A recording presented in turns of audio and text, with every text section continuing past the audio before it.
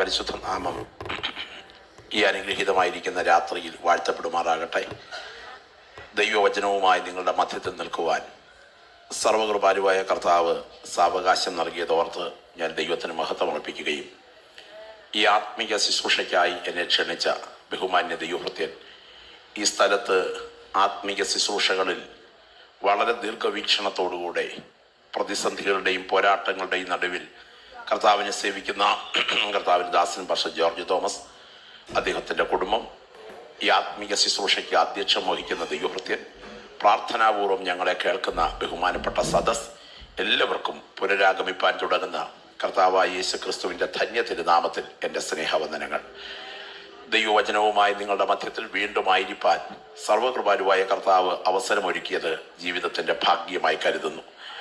ഇന്ന് രാത്രി, ഈ കടശി രാത്രി, ദൈവാത്മാവ് നമ്മോട് സംസാരിക്കുന്ന രാത്രിയാണ്. ഒരു വർഷം നമ്മളെ വിട്ട് കടന്നു പോകാൻ തുടങ്ങുന്നു. വളരെ പ്രാർത്ഥനയോടും ആത്മഭാരത്തോടും കൂടെ ക്രമീകരിച്ച സുവിശേഷ യോഗത്തിൻ്റെ കടശി മിനിറ്റുകളിലേക്ക് നമ്മൾ അടുത്തു വരികയാണ്. ഈ രാത്രി ഇവിടെ കടന്നു വന്നിരിക്കുന്ന ദൈവമക്കൾക്ക് എല്ലാവർക്കും അറിയാം, കേവലം വിരലിലെണ്ണാവുന്ന ചില ദിവസങ്ങൾ കൂടെ കഴിഞ്ഞാൽ 2019 നമ്മെ വിട്ട് എന്നേക്കുമായി മറവിയിലേക്ക് മാറുകയാണ്. 2020 എന്തെല്ലാം ദുരന്തങ്ങൾ നമ്മെ കാത്തിരിപ്പുണ്ട് എന്ന് നമുക്കറിയില്ല. എന്തെല്ലാം ഭീകര സംഭവങ്ങൾ 2020 നമ്മെ കാത്തിരിക്കുന്നു നമുക്കറിയില്ല. എന്നാൽ ഒരു കാര്യം നമുക്കറിയാം, 2020 നിയന്ത്രിക്കുന്നവൻ നമ്മുടെ വലങ്കരത്തിന് പിടിച്ചിട്ടുണ്ട്. അവൻ അറിയാതെ ഇവിടെ ഒന്നും സംഭവിക്കയില്ല എന്ന് തിരിച്ചറിയുന്ന ദൈവമക്കൾ അവൻ്റെ സാന്നിധ്യം അറിയുമ്പോഴൊക്കെ അവന് കൊടുക്കുന്ന നന്ദി പ്രകടനമാണ് ആരാധന. അകത്തളയ്ക്കുന്ന ഒരു ദൈവപൈതലിന് ദൈവസന്നിധിയിൽ വാപൂട്ടിയിരിക്കാൻ കഴിയുകയില്ല. അവർ പ്രാപിച്ച ദൈവകൃപയോടെ സ്ഥലകാലപരിതസ്ഥിതികൾക്ക് അതീതമായി കർത്താവിനെ ആരാധിക്കും. ഇന്ന് രാത്രി മേഘം പോലെ മൂടുന്ന ദൈവത്തിൻ്റെ തേജസ് ഈ യോഗത്തിന് മീതെ നിഴൽ വിരിച്ചിരിക്കുന്ന രാത്രിയിൽ കൃപ ലഭിച്ച ദൈവമക്കളുടെ നാവിൽ പ്രാർത്ഥനയുടെ ശബ്ദം ഉയരട്ടെ. രണ്ടാമതൊരു കാര്യം ഓർത്തില്ലെങ്കിലും സ്വന്തം കാലുകൊണ്ട് നടന്നു വരാൻ ദൈവം നമ്മുടെ കാലുകൾക്ക് ബലം നൽകിയത് കൊണ്ട്, രണ്ടാമതൊരു കാര്യം ഓർത്തില്ലെങ്കിലും സ്വന്തം കൈകൊണ്ട് തലമുടി ചെയ്യാൻ ദൈവം നമ്മുടെ കൈകൾക്ക് ബലം നൽകിയതോർത്ത് എൻ്റെ മുൻപിലിരിക്കുന്ന ദൈവമക്കളെ പിന്നോട്ട് തിരിഞ്ഞു നോക്കി ദൈവത്തിൻ്റെ കരുതലിനെ സ്തോത്രം ചെയ്യുന്ന രാത്രിയായി രാത്രി തീരണം. ദൈവത്തിന് സ്തോത്രം. എല്ലാ പ്രിയപ്പെട്ടവരിൽ നിന്നും പ്രാർത്ഥനയുടെ ശബ്ദം ഉയരട്ടെ. കർത്താവെ, ഒരു വർഷം ഞങ്ങളെ വിട്ട് പിന്നിടുമ്പോൾ നിന്റെ കൃപയ്ക്കായി നന്ദി എന്ന് പറയാൻ ഇന്ന് രാത്രി നമ്മുടെ ശബ്ദം കർത്തൃസന്നിധിയിൽ ഉയരട്ടെ. ദൈവത്തിന് സ്തോത്രം. ഇടത്തും വലത്തും ഇരിക്കുന്നവർ മൗനമായിരുന്നാലും, മുൻപിലും പുറകിലും ഇരിക്കുന്ന ആളുകൾ മൗനമായിരുന്നാലും, പ്രാർത്ഥിക്കുന്ന ആത്മനിറവ് പ്രാപിച്ച ഒരു ദൈവപൈതലിന് കർത്തൃസന്നിധിയിൽ മൗനമായിരിക്കാൻ കഴിയുകയില്ല. അവർ വാ തുറന്ന് പറയും, നന്ദി കർത്താവേ, നന്ദി, നന്ദി, നന്ദി. നടത്തിയ വിധങ്ങൾക്കായി നന്ദി എന്ന് പറയാൻ നമ്മുടെ നാവുകൾ സ്തോത്രത്തോടെ ചലിക്കണം.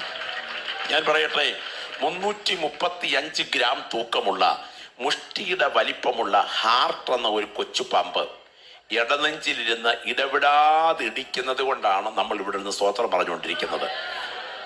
2 കാലിൽ എഴുന്നേറ്റ് നിൽക്കുകയും 2 കൈകൾ സർവതന്ത്ര സ്വതന്ത്രമായി ഉപയോഗിക്കുകയും ചെയ്യുന്ന പ്രകൃതിയിലെ ചിന്തിക്കുന്ന ജന്തുക്കളായ എൻ്റെയും നിങ്ങളുടെയും ശരീരത്തിൽ ജീവന്റെ തുടിപ്പ് നിർത്തുന്ന ആ ഇടനെഞ്ചിലെ പമ്പിംഗ് സംവിധാനം ക്രമീകരിച്ചത് ഏത് കരമാണ്? അത് മറ്റാരുമല്ല, ഇന്ന് രാത്രി നാം സ്തോത്രം പറഞ്ഞ് ആരാധിക്കുന്ന കർത്താവിൻ്റെ കരമാണ്.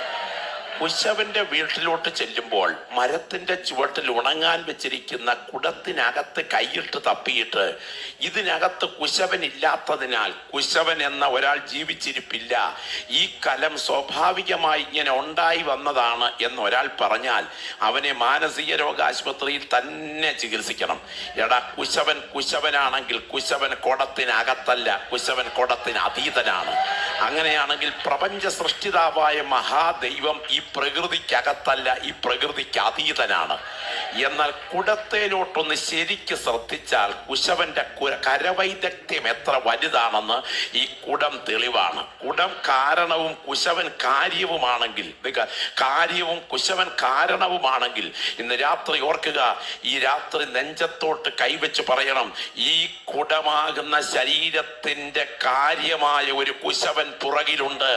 ഇതൊരു കാരണമാണ്. ഈ കുശവന്റെ കുടത്തിലേക്ക് നോക്കിയാൽ കുശവന്റെ കരവൈദഗ്ധ്യം അറിയാം.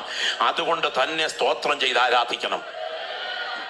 335 ഗ്രാം തൂക്കമുള്ള മുഷ്ടിയുടെ വലിപ്പമുള്ള ഹാർട്ട് എന്ന ഈ കൊച്ചു പാമ്പ് കേട്ടോ, 1 മിനിറ്റിൽ 72 തവണ ഈ മാംസസഞ്ചി സ്പന്ദിക്കും. 72 തവണ 1 മിനിറ്റിൽ 72 തവണ ഇടിക്കുമ്പോൾ ഓർക്കുക, ഒരിടിപ്പിൽ 2.5 ഔൺസ് രക്തം രക്തധമനികളിലേക്ക് തള്ളിക്കയറും. 2.5 ഔൺസ് രക്തം രക്തധമനികളിൽ തള്ളിക്കയറും. ശരീരത്തിൽ തലച്ചോറ് മുതൽ കാൽപാദം വരെയുള്ള സകല നേർവുകളെയും ഒരുപോലെ വലിച്ചങ്ങ് നീട്ടിവെച്ചാൽ ഈ ഭൂമിയെ, പച്ചപ്പട്ട് വിരിച്ചതുപോലെയുള്ള ഈ ഭൂമിയെ, 39,000 മൈൽ ചുറ്റളവും 40,000 മൈൽ ക്രോസ് അളവുമുള്ള ഈ ഭൂമിയെ 2 ആവർത്തിയിലധികം ചുറ്റാനുള്ള നീളമുള്ള ദൈർഘ്യമുള്ള നേർവുകൾ ഇതിനകത്ത് ചുരുട്ടി വെച്ചിട്ടുണ്ടെന്നുള്ളതാണ് കണക്ക്. ഞാൻ ഇന്ന് രാത്രി ചോദിക്കുന്നു, ഭൂമിയെ 2 വട്ടം ചുറ്റാനുള്ള നീളമുള്ള പൈപ്പിനകത്തുകൂടെ ഒരു പമ്പിംഗ് സിസ്റ്റം സംവിധാനം ചെയ്യാൻ മനുഷ്യനെ കൊണ്ട് പറ്റിയിട്ടുണ്ടോ? പറ്റിയിട്ടില്ല. ഞാൻ ചോദിക്കട്ടെ, എത്ര നാളായി ഇടിക്കുന്നു? സ്തോത്രം, എത്ര നാളായി ഇടിക്കുന്നു? അമ്മയുടെ ഗർഭപാത്രത്തിന്റെ ഭിത്തിയിൽ ഒരു പൊട്ടായി പറ്റിപ്പിടിച്ച് ചില ആഴ്ചകൾക്കുള്ളിൽ ഈ ജീവന്റെ തുടിപ്പ് തുടങ്ങിയതാ. കല്ലറയിലേക്ക് പോകുന്നതിന്റെ ചില മണിക്കൂറുകൾക്ക് അവസാനം ഈ തുടിപ്പ് അവസാനിക്കേണ്ടതാ. അങ്ങനെയാണെങ്കിൽ 1 മിനിറ്റിൽ 72 തവണ ഇടിച്ചാൽ 1 മണിക്കൂറിൽ എത്ര തവണ ഇടിക്കും? സ്തോത്രം, 1 ദിവസം എത്ര തവണ ഇടിക്കും? കാൽക്കുലേറ്റ് ചെയ്ത് നോക്കിയോ. 70 വയസ്സ് പ്രായമുള്ള ഒരാൾ ഇതിനകത്തിരിപ്പുണ്ടെങ്കിൽ ഈ ഹാർട്ട്, നിന്റെ ഇടനെഞ്ചിനകത്ത് ആ ഹൃദയം ഇല്ലേ, കുറഞ്ഞ പക്ഷം 250 കോടി വട്ടം ഇടിച്ചു കഴിഞ്ഞു. 250 ലക്ഷമല്ല, 250,000 അല്ല, 250 കോടി വട്ടം ഇടിച്ചു കഴിഞ്ഞു 70 വയസ്സുകൊണ്ട്. അങ്ങനെയാണെങ്കിൽ എന്തോ പമ്പായി പമ്പല്ലേ? സ്തോത്രം, ഹല്ലേലൂയ. കഴിഞ്ഞ രാത്രി നീ ഗാഠമായി ഉറങ്ങിയപ്പോഴും നിന്റെ ജീവന്റെ നിലനിൽപ്പിന് വേണ്ടി ഇത് ഇടനെഞ്ചിൽ പണി നടത്തിക്കൊണ്ടിരിക്കുകയായിരുന്നു കേട്ടോ.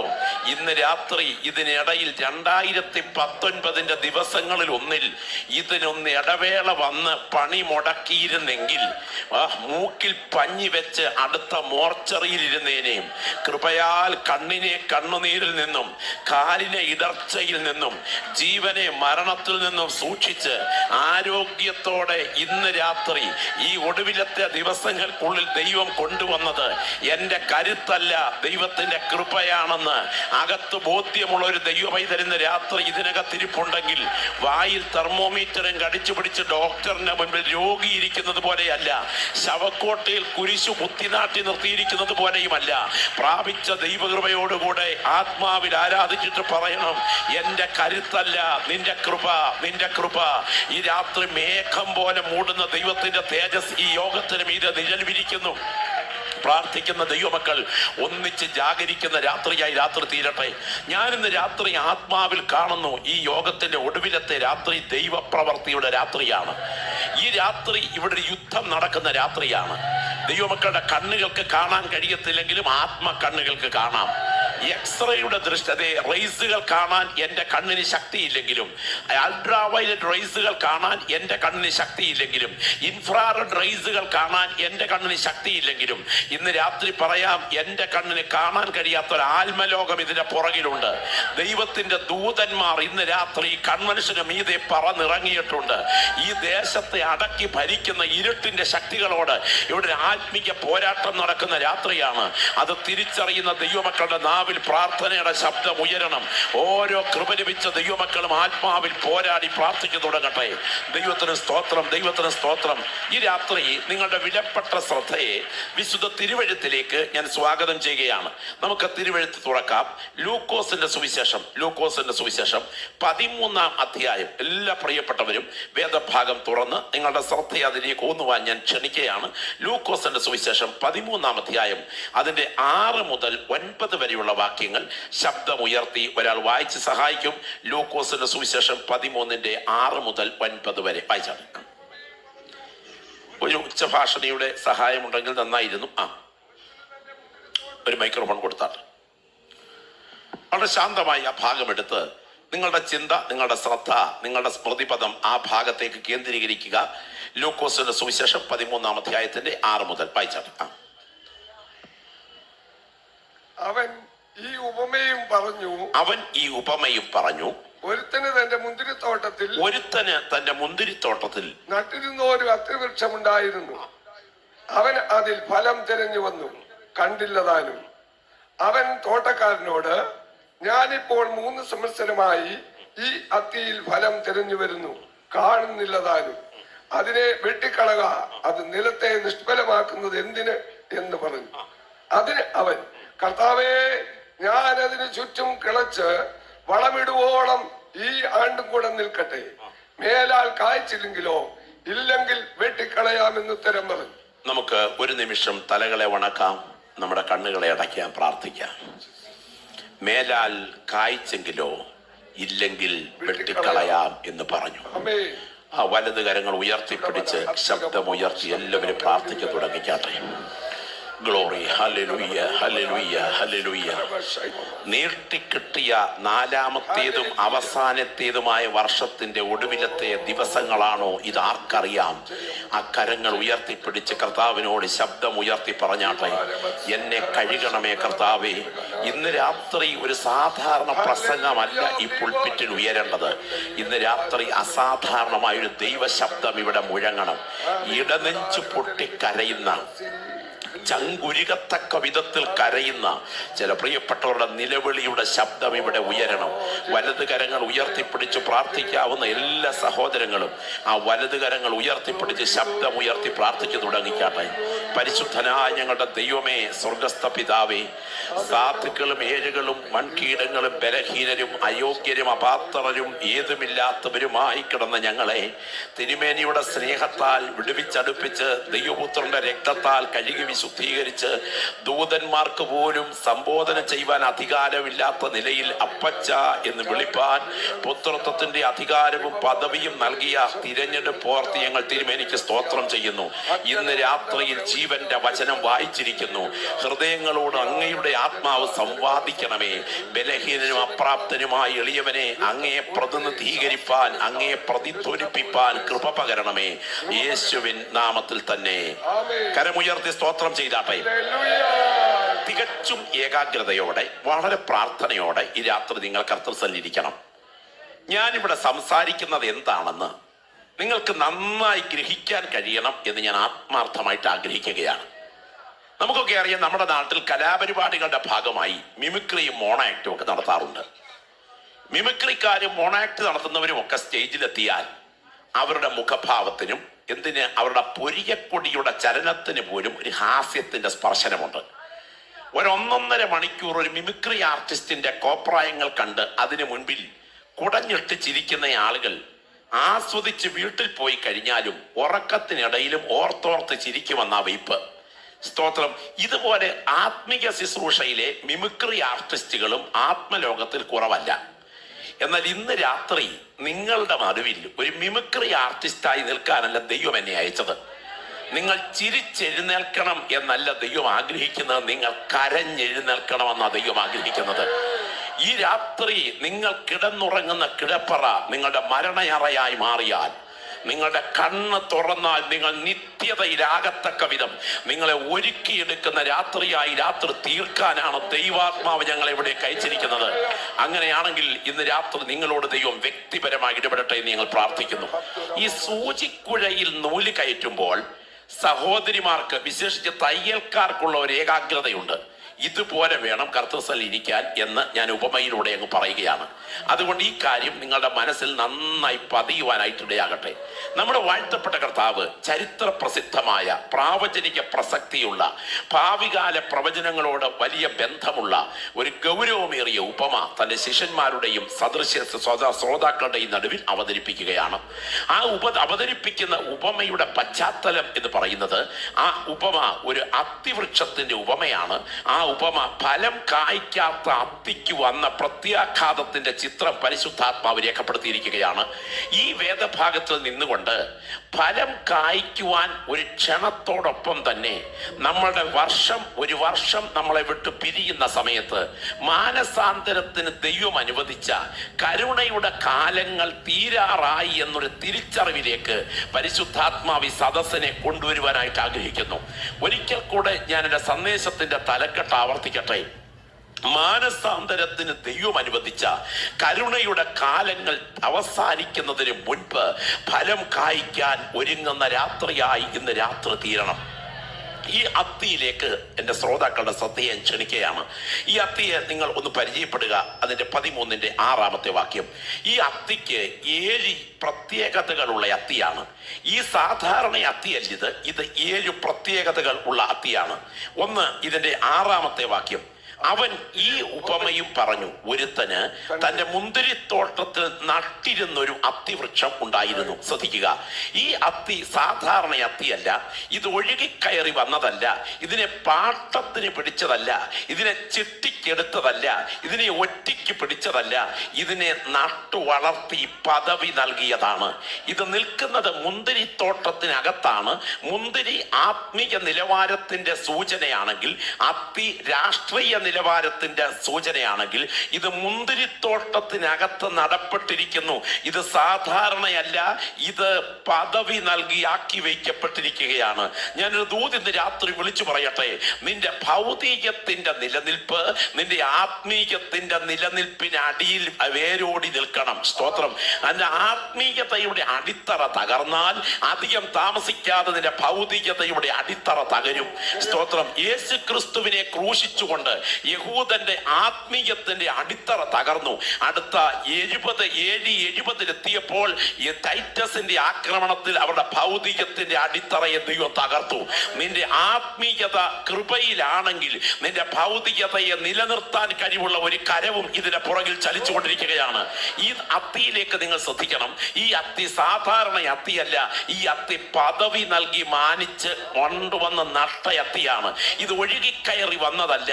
ഇത് ദൈവത്തിന് സ്തോത്രം, കാക്കച്ചുണ്ടിൽ നിന്ന് വീണ ഒരു ആഞ്ഞിലിക്കുരുവിൽ നിന്നും കിളിർത്തു വന്ന ഒരു വടവൃക്ഷത്തിന്റെ ഭാഗമല്ല. ഇത് പ്രളയകാലത്ത് ഒഴുകി വന്ന് അത് കരയ്ക്കടിഞ്ഞു വളർന്നതല്ല. ഇതൊരു മനുഷ്യൻ കൃത്യ ലക്ഷ്യത്തോടുകൂടെ കൊണ്ടുവന്ന് അത് പലസ്തീൻ നാട്ടിന്റെ കാർഷിക പശ്ചാത്തലത്തിൽ മനോഹരമായ മുന്തിരിത്തോട്ടത്തിനടുത്ത് തടമെടുത്ത് നട്ടു വളർത്തിയതാണ്. അങ്ങനെയാണെങ്കിൽ ഇത് സാധാരണ അത്തിയല്ല, ഇത് പദവിയുള്ള അത്തിയാണ്. ഇന്ന് പകലൊരു വചനം, ഞാൻ രാത്രിയിൽ ഒരു വചനം ഞാൻ നിങ്ങളോട് പറയുമ്പോൾ വിശ്വസിക്കുന്ന ദൈവമക്കൾ ആമേൻ പറയണം. ഞാൻ ഇരിക്കുന്നതും എഴുന്നേൽക്കുന്നതും നീ അറിയുന്നു. എന്റെ നടപ്പും കിടപ്പും നീ ശോധന ചെയ്യുന്നു. എന്റെ വഴികളൊക്കെയും നിനക്ക് മനസ്സിലായിരിക്കുന്നു. നീ അറിയാതൊരു വാക്കും എന്റെ നാവിന്മേൽ ഇല്ല. നീ മുൻപും പിൻപും എന്നെ അടച്ചു, നിന്റെ കൈ എന്റെ മേൽ വെച്ചിരിക്കുന്നു. ഈ പരിജ്ഞാനം എനിക്ക് അത്യത്ഭുതമാകുന്നു. അതെനിക്ക് ഗ്രഹിച്ചു കൂടാതെ വണ്ണം ഉന്നതമായിരിക്കുന്നു. നിന്റെ ആത്മാവിനെ ഒളിച്ച് ഞാൻ എവിടേക്ക് പോകും? തിരുസന്നിധി വിട്ട് ഞാൻ എവിടേക്ക് ഓടും? ഞാൻ സ്വർഗത്തിൽ കയറിയാൽ നീ അവിടെയുണ്ട്. ഞാൻ ഉഷസ്സിൽ ചിറക് ധരിച്ച് സമുദ്രത്തിന്റെ അറ്റത്തി എന്ന് പാർത്താൽ അവിടെയും നിന്റെ കൈ എന്നെ നടത്തും. ഇരുട്ടെന്നെ മൂടിക്കളയട്ടെ, വെളിച്ചമെന്നെ ചുറ്റും രാത്രിയായി തീരട്ടെ എന്ന് പറഞ്ഞാൽ ഇരുട്ട് പോലും നിനക്ക് മറവായിരിക്കയില്ല. രാത്രി പകൽ പോലെ പ്രകാശിക്കും. ഇരുട്ടും വെളിച്ചവും നിനക്ക് ഒരുപോലെ തന്നെ. നീ അല്ലോ എന്റെ അന്തരംഗങ്ങളെ നിർമ്മിച്ചത്. എന്റെ അമ്മയുടെ ഉദരത്തിൽ നീ എന്നെ മെടഞ്ഞു. സ്തോത്രം ചെയ്ത ദൈവമൈതലേ, ഈ രാത്രി ഇവിടെ നിന്ന് പുറകോട്ടൊന്ന് തിരിഞ്ഞു നോക്കണം. അമ്മയുടെ ഗർഭപാത്രത്തിന്റെ ഭിത്തിയിൽ നിന്നെ ദൈവമാണ് മെനഞ്ഞു വെച്ചത്. ഒരു കൊട്ട മെടയുന്നത് പോലെ, ഒരു ഓല നെയ്തെടുക്കുന്നത് പോലെ സർവശക്തന്റെ കരം നിന്നെ മെനയുകയായിരുന്നു. മാത്രമല്ല, നിയമിക്കപ്പെട്ട നാളുകൾ ഒന്നുമില്ലാതെ ഇരുന്നപ്പോൾ ഇവയെല്ലാം നിന്റെ പുസ്തകത്തിൽ എഴുതിയിരുന്നു. ഇന്ന് രാത്രി ഇത് ഓർത്താൽ ദൈവത്തെ മഹത്വപ്പെടുത്താതിരിക്കാൻ കഴിയുകയില്ല. ഇത് ഒഴുകി കയറി വന്നതല്ല, ഇതിനെ പാട്ടത്തിന് പിടിച്ചതല്ല, ഇതിനെ ചിട്ടിക്കെടുത്തതല്ല, ഇതിനെ ഒറ്റയ്ക്ക് പിടിച്ചതല്ല, ഇത് കാക്കച്ചുണ്ടിൽ നിന്ന് വീണ് വളർന്നതല്ല, ഇത് പ്രളയകാലത്ത് മല സൈഡിൽ വന്നടിഞ്ഞതല്ല, ഇതിനെ മുൻനിർണയിച്ചു കൊണ്ടുവന്നതാണ്. നീ എവിടെ ജനിക്കണം? നിന്റെ മാതാപിതാക്കൾ ആരായിരിക്കണം? നിന്റെ വളർച്ചയുടെ ഘട്ടങ്ങൾ എങ്ങനെ തുടരണം? നിന്റെ വിദ്യാഭ്യാസ യോഗ്യത എവിടെ എത്തണം? നിന്റെ വരുമാന മാർഗം എന്താകണം? നിന്റെ ഭവനം എവിടെ ഉയരണം? നിന്റെ തലമുറ ആരായിരിക്കണം? നിന്റെ ജനനത്തിന്റെ നാഴികയ്ക്കും നിന്റെ മരണത്തിന്റെ വിനാഴികയ്ക്കും ഇടയിൽ നീ കടന്നു പോകേണ്ട ജീവിത പാതയെ നേരത്തെ അറിഞ്ഞതിന് ശേഷം ഈ മണ്ണിൽ നിന്നെ ജനിക്കാൻ അനുവദിച്ച ദൈവമാണ് ഇന്ന് രാത്രി നീ സേവിക്കുന്ന ദൈവമെങ്കിൽ ലോകത്തിൽ മറ്റാർക്കും ഇല്ലാത്ത ഒരു പദ്ധതി നീ ആരാധിക്കുന്ന നിന്റെ കർത്താവിന് നിന്നെ കുറിച്ചുണ്ടെന്ന് ബോധ്യമുള്ള ദൈവമക്കൾ വിളിച്ചു പറയണം, ഞാൻ സാധാരണ അത്തിയല്ല, ഞാൻ പദവി നേടിയ അത്തിയ. Glory glory glory.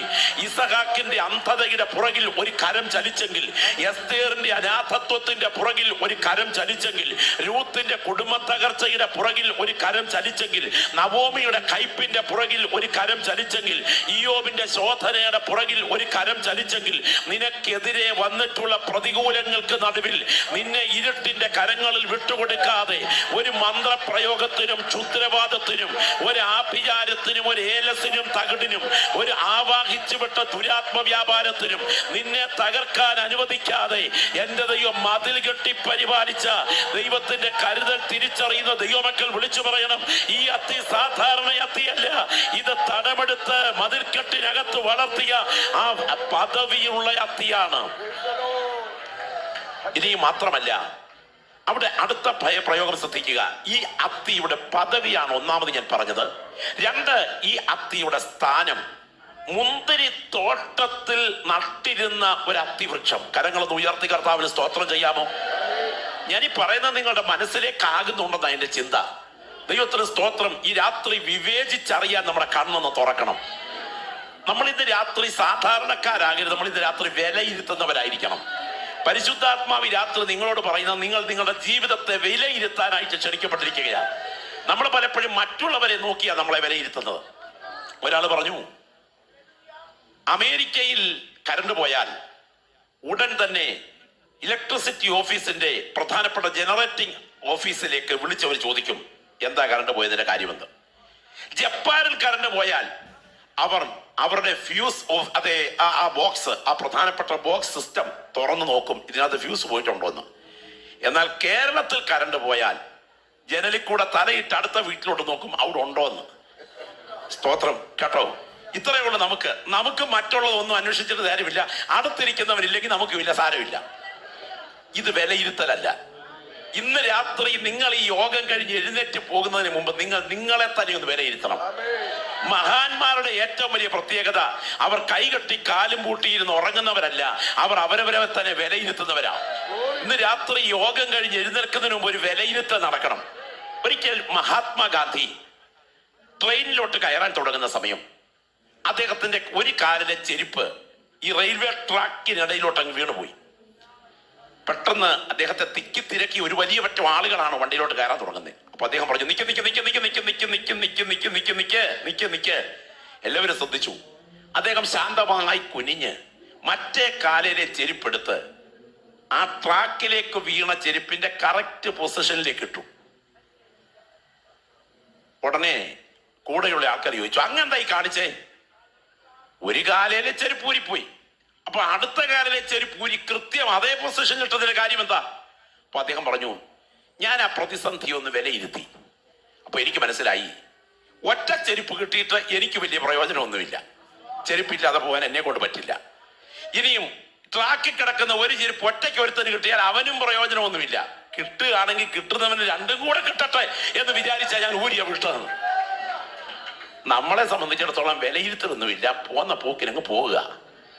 ഇന്ന് രാത്രി ഈ യോഗത്തിനകത്ത് ഇരിക്കുമ്പോൾ നിങ്ങളെ തന്നെ ഒന്ന് വിലയിരുത്തണം. നിങ്ങൾ ഈ രാത്രി ഇരിക്കുന്ന ഇരിപ്പിൽ കണ്ണൊന്ന് തുറന്ന് ആത്മാവിൽ ശ്രദ്ധിച്ചേ. ഈ അത്തി നിൽക്കുന്ന പൊസിഷൻ കണ്ടോ? ഈ അത്തി മുന്തിരിത്തോട്ടത്തിനകത്ത് നിൽക്കുകയാണ്. സുരക്ഷിതത്വമാണ് ഈ മുന്തിരിത്തോട്ടത്തിനകത്തെ നില. നിന്റെ ജീവനെ തകർക്കാൻ എത്രയോ അനർത്ഥങ്ങൾ 2019 ചങ്കിന് നേരെ വന്നു. എത്രയോ അപകടങ്ങൾ നിന്റെ കൺമുൻപിൽ ഉയർന്നു. അവിടെ ഒന്നും നിന്നെ വിട്ടുകൊടുക്കാതെ പരിപാലിച്ച ദൈവത്തിന്റെ കരുതൽ തിരിച്ചറിഞ്ഞാൽ നിനക്ക് കൈകെട്ടി വാപൂട്ടിയിരിക്കാൻ കഴിയുകയില്ല. പ്രാപിച്ച ദൈവകൃപയോടെ ശബ്ദമുയർത്തി പറയും, നന്ദി കർത്താവേ എന്ന്. Glory, hallelujah, hallelujah. ദൈവത്തിന് മഹത്വം, ദൈവത്തിന് മഹത്വം, ദൈവത്തിന് മഹത്വം, ദൈവത്തിന് മഹത്വം. എത്ര ദൈവമക്കൾ ദൈവത്തിന് സ്തോത്രം ചെയ്യും. എത്ര കൃപ പ്രാപിച്ച ദൈവമക്കൾ ആത്മാവിൽ ആരാധിച്ചൊന്ന് സ്തോത്രം ചെയ്ത് തുടങ്ങും. ദൈവത്തിന് സ്തോത്രം. ഞാനൊരു സംഭവം പറയാം. ഞാൻ ഇന്നേക്ക് ചേർന്ന ആളുകൾക്ക് പുറകിൽ ഏതാണ്ട് 60ാമത്തെ രാത്രിയിൽ സുവിശേഷ യോഗത്തിൽ കണ്ടിന്യൂസ് ആയി പ്രസംഗിച്ചു വരികയാണ്. 60ാം രാത്രിയാണെന്നാണ് എൻ്റെ ഓർമ്മ. മല്ലപ്പള്ളി എന്ന് പറഞ്ഞ സ്ഥലത്ത് IPCയുടെ ഡിസ്ട്രിക്ട് കൺവെൻഷനിൽ പ്രസംഗിക്കുന്നതിന് വേണ്ടി തയ്യാറെടുത്ത് ക്രമീകരണങ്ങളിലൊക്കെ യാത്രയാകാൻ ഞാൻ രാവിലെ ഒരുങ്ങുന്നതിന് മുൻപ് എൻ്റെ വീട് വരെ ചെന്ന് ഒരു 5-6 കിലോമീറ്റർ പാഴ്സണേജിൽ നിന്ന് അകലമുണ്ട്. ചെന്ന് വിവരങ്ങളൊന്ന് അന്വേഷിച്ചതിന് ശേഷം പോരുവാൻ വേണ്ടി ബൈക്കിൽ യാത്ര ചെയ്യുന്നു. ബൈക്കിൽ യാത്ര ചെയ്തുകൊണ്ടിരിക്കുമ്പോൾ എതിർവശത്തുകൂടെ ഇതാ പാഞ്ഞ് ഒരു ലോറി അടുത്ത് വരുന്നു. ഞാൻ സൈഡ് വഴി അകത്തോട്ട് കയറാൻ ശ്രമിക്കുമ്പോൾ ലോറിയുടെ മുകളിൽ വാരിയിട്ടിരിക്കുന്ന തടിക്കഷണങ്ങളിൽ ഒന്ന് കൂട് കെട്ടുപൊട്ടി ഒരു തടിക്കഷണം എന്റെ നെറ്റിക്ക് നേരെ വരികയാണ്. പ്രിയപ്പെട്ടവരെ, ശരിക്കും പറഞ്ഞാൽ ചങ്കിടിച്ചു പോയി. പക്ഷെ സെക്കൻഡ് കൊണ്ട് ആ തടിക്കഷണം ഒഴിഞ്ഞുപോയി. സ്തോത്രം. തൊട്ടില്ല എന്ന മട്ടിൽ, തലയെ തൊട്ടില്ല എന്ന മട്ടിൽ ഒഴിഞ്ഞുപോയി. എന്നെ ആലല പോലെ വറയ്ക്കാൻ തുടങ്ങി. സ്തോത്രം. ദൈവം അപകടത്തിൽ നിന്ന് അത്ഭുതകരമായി വിടുവിച്ചു. കരുതൽ തിരിച്ചറിയുന്ന ദൈവമക്കൾക്ക് ദൈവത്തെ മഹത്വപ്പെടുത്താൻ കഴിയുള്ളൂ. എന്തിനേറെ, ഞാൻ അവിടെ ബൈക്ക് ചവിട്ടിയിട്ട് നേരെ എൻ്റെ വൈഫിനെ വിളിച്ചു. അവൾ പറഞ്ഞു, അച്ഛാ, ഒരു 10 മിനിറ്റ് മുൻപ് മുണ്ടക്കയം പൈക സ്വദേശിയായ ഒരു കർത്തൃദാസനിവിടെ വന്നിരുന്നു. അദ്ദേഹം തലേ രാത്രിയിൽ ഗാഢമായി ഉറങ്ങുമ്പോൾ ഒരു 12 മണി കഴിഞ്ഞ് ഒരു ദർശനം കണ്ടു. റാന്നിയിൽ പാസ്റ്റർ വർഗീസ് എബ്രഹാമിനെ തകർത്ത് കളയേണ്ടതിന് രാവിലെ 10 മണിക്ക് ഒരു അനർത്ഥം ഉയരുന്നു. നീ അവിടെ ചെന്ന് അയാൾക്ക് വേണ്ടി പ്രാർത്ഥിക്കണം. ഇന്ന് രാത്രി നീ പ്രാർത്ഥിക്കണം. എൻ്റെ കരം അനർത്ഥത്തെ ഒഴിവാക്കാൻ പോകുകയാണ്. ഞാൻ ഈ രാത്രി വചനം കേട്ടുകൊണ്ടിരിക്കുന്ന ദൈവദാസന്മാരോട് പറയട്ടെ, നാളെ നടത്താൻ ഇരുട്ടിന്റെ ശക്തികൾ നിനക്ക് നേരെ ഒരുക്കി വെച്ചിരിക്കുന്ന കണികളെ ഇന്ന് രാത്രി ബന്ധിക്കാനുള്ള അധികാരം ദൈവം നിന്റെ നാവിൽ പകർന്നിട്ടുണ്ട് എന്ന് തിരിച്ചറിയുന്നെങ്കിൽ പരിശുദ്ധാത്മാവ് പറയുന്നു, ഉറക്കം നഷ്ടപ്പെടുത്തി ദൈവാത്മാവ് തട്ടി ഉണർത്തുന്നത് നിന്റെ ചില അപകടങ്ങളെ ഒഴിവാക്കാൻ ദൈവാത്മാവ് ഇടപെടുകയാണ്.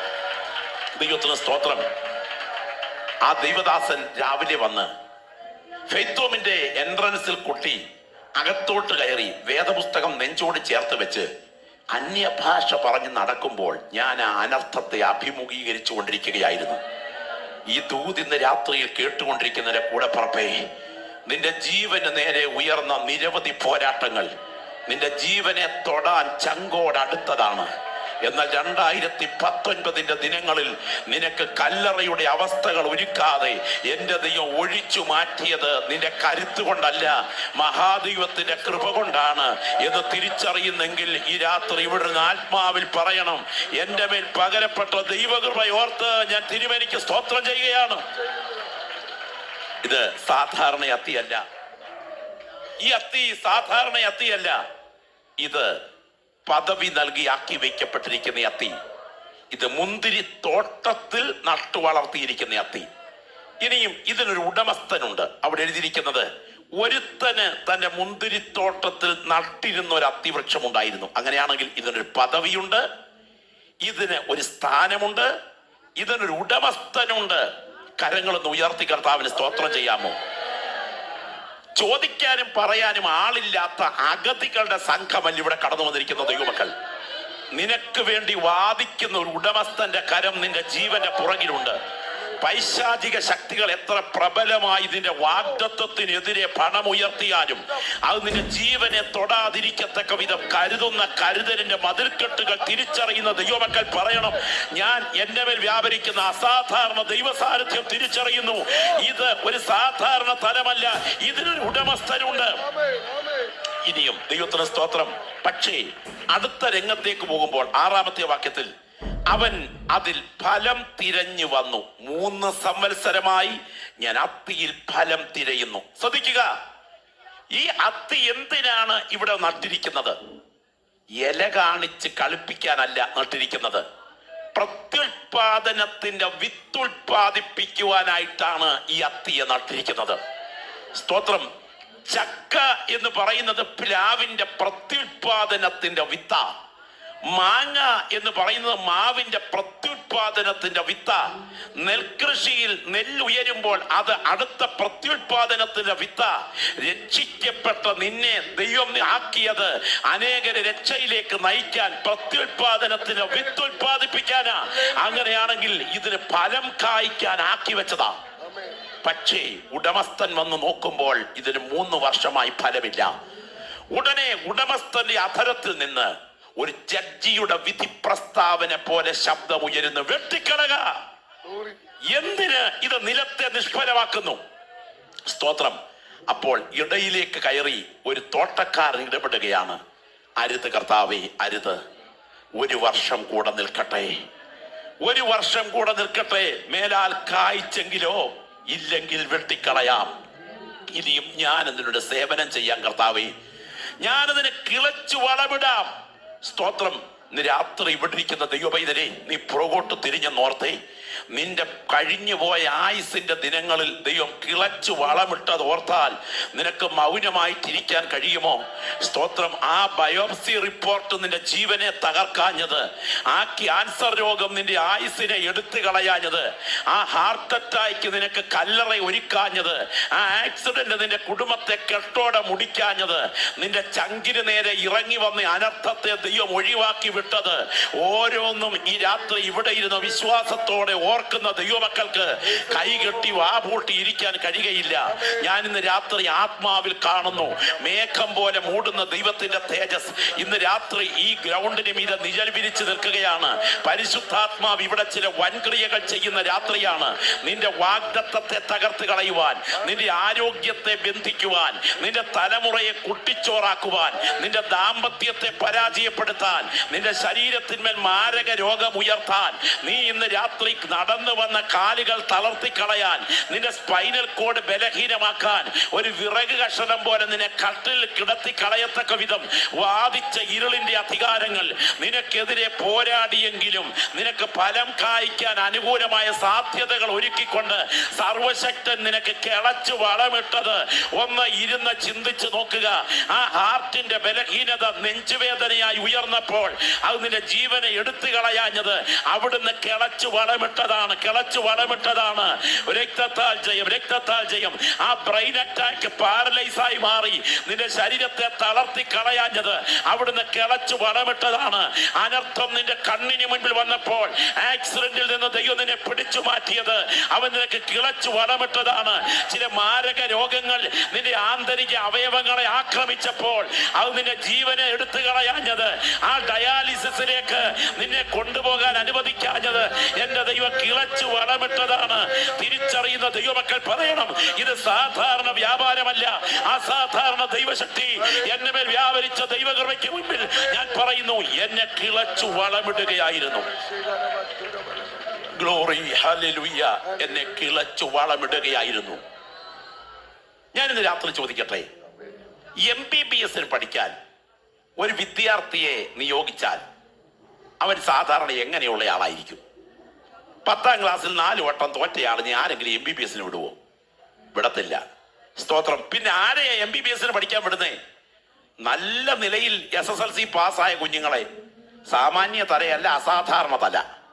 ഇനി അസാധാരണ തലയുള്ള ഒരു കുട്ടിയെ MBBS വിടാൻ മാതാപിതാക്കളെല്ലാം കൂടെ തീരുമാനിച്ചാൽ എൻട്രൻസ് എന്നും പറഞ്ഞൊരു പരിപാടിയുണ്ട്. അതിന്റെ എത്രാമത്തെ ഭാഗത്ത് കിട്ടും അതനുസരിച്ചിരിക്കും അഡ്മിഷൻ.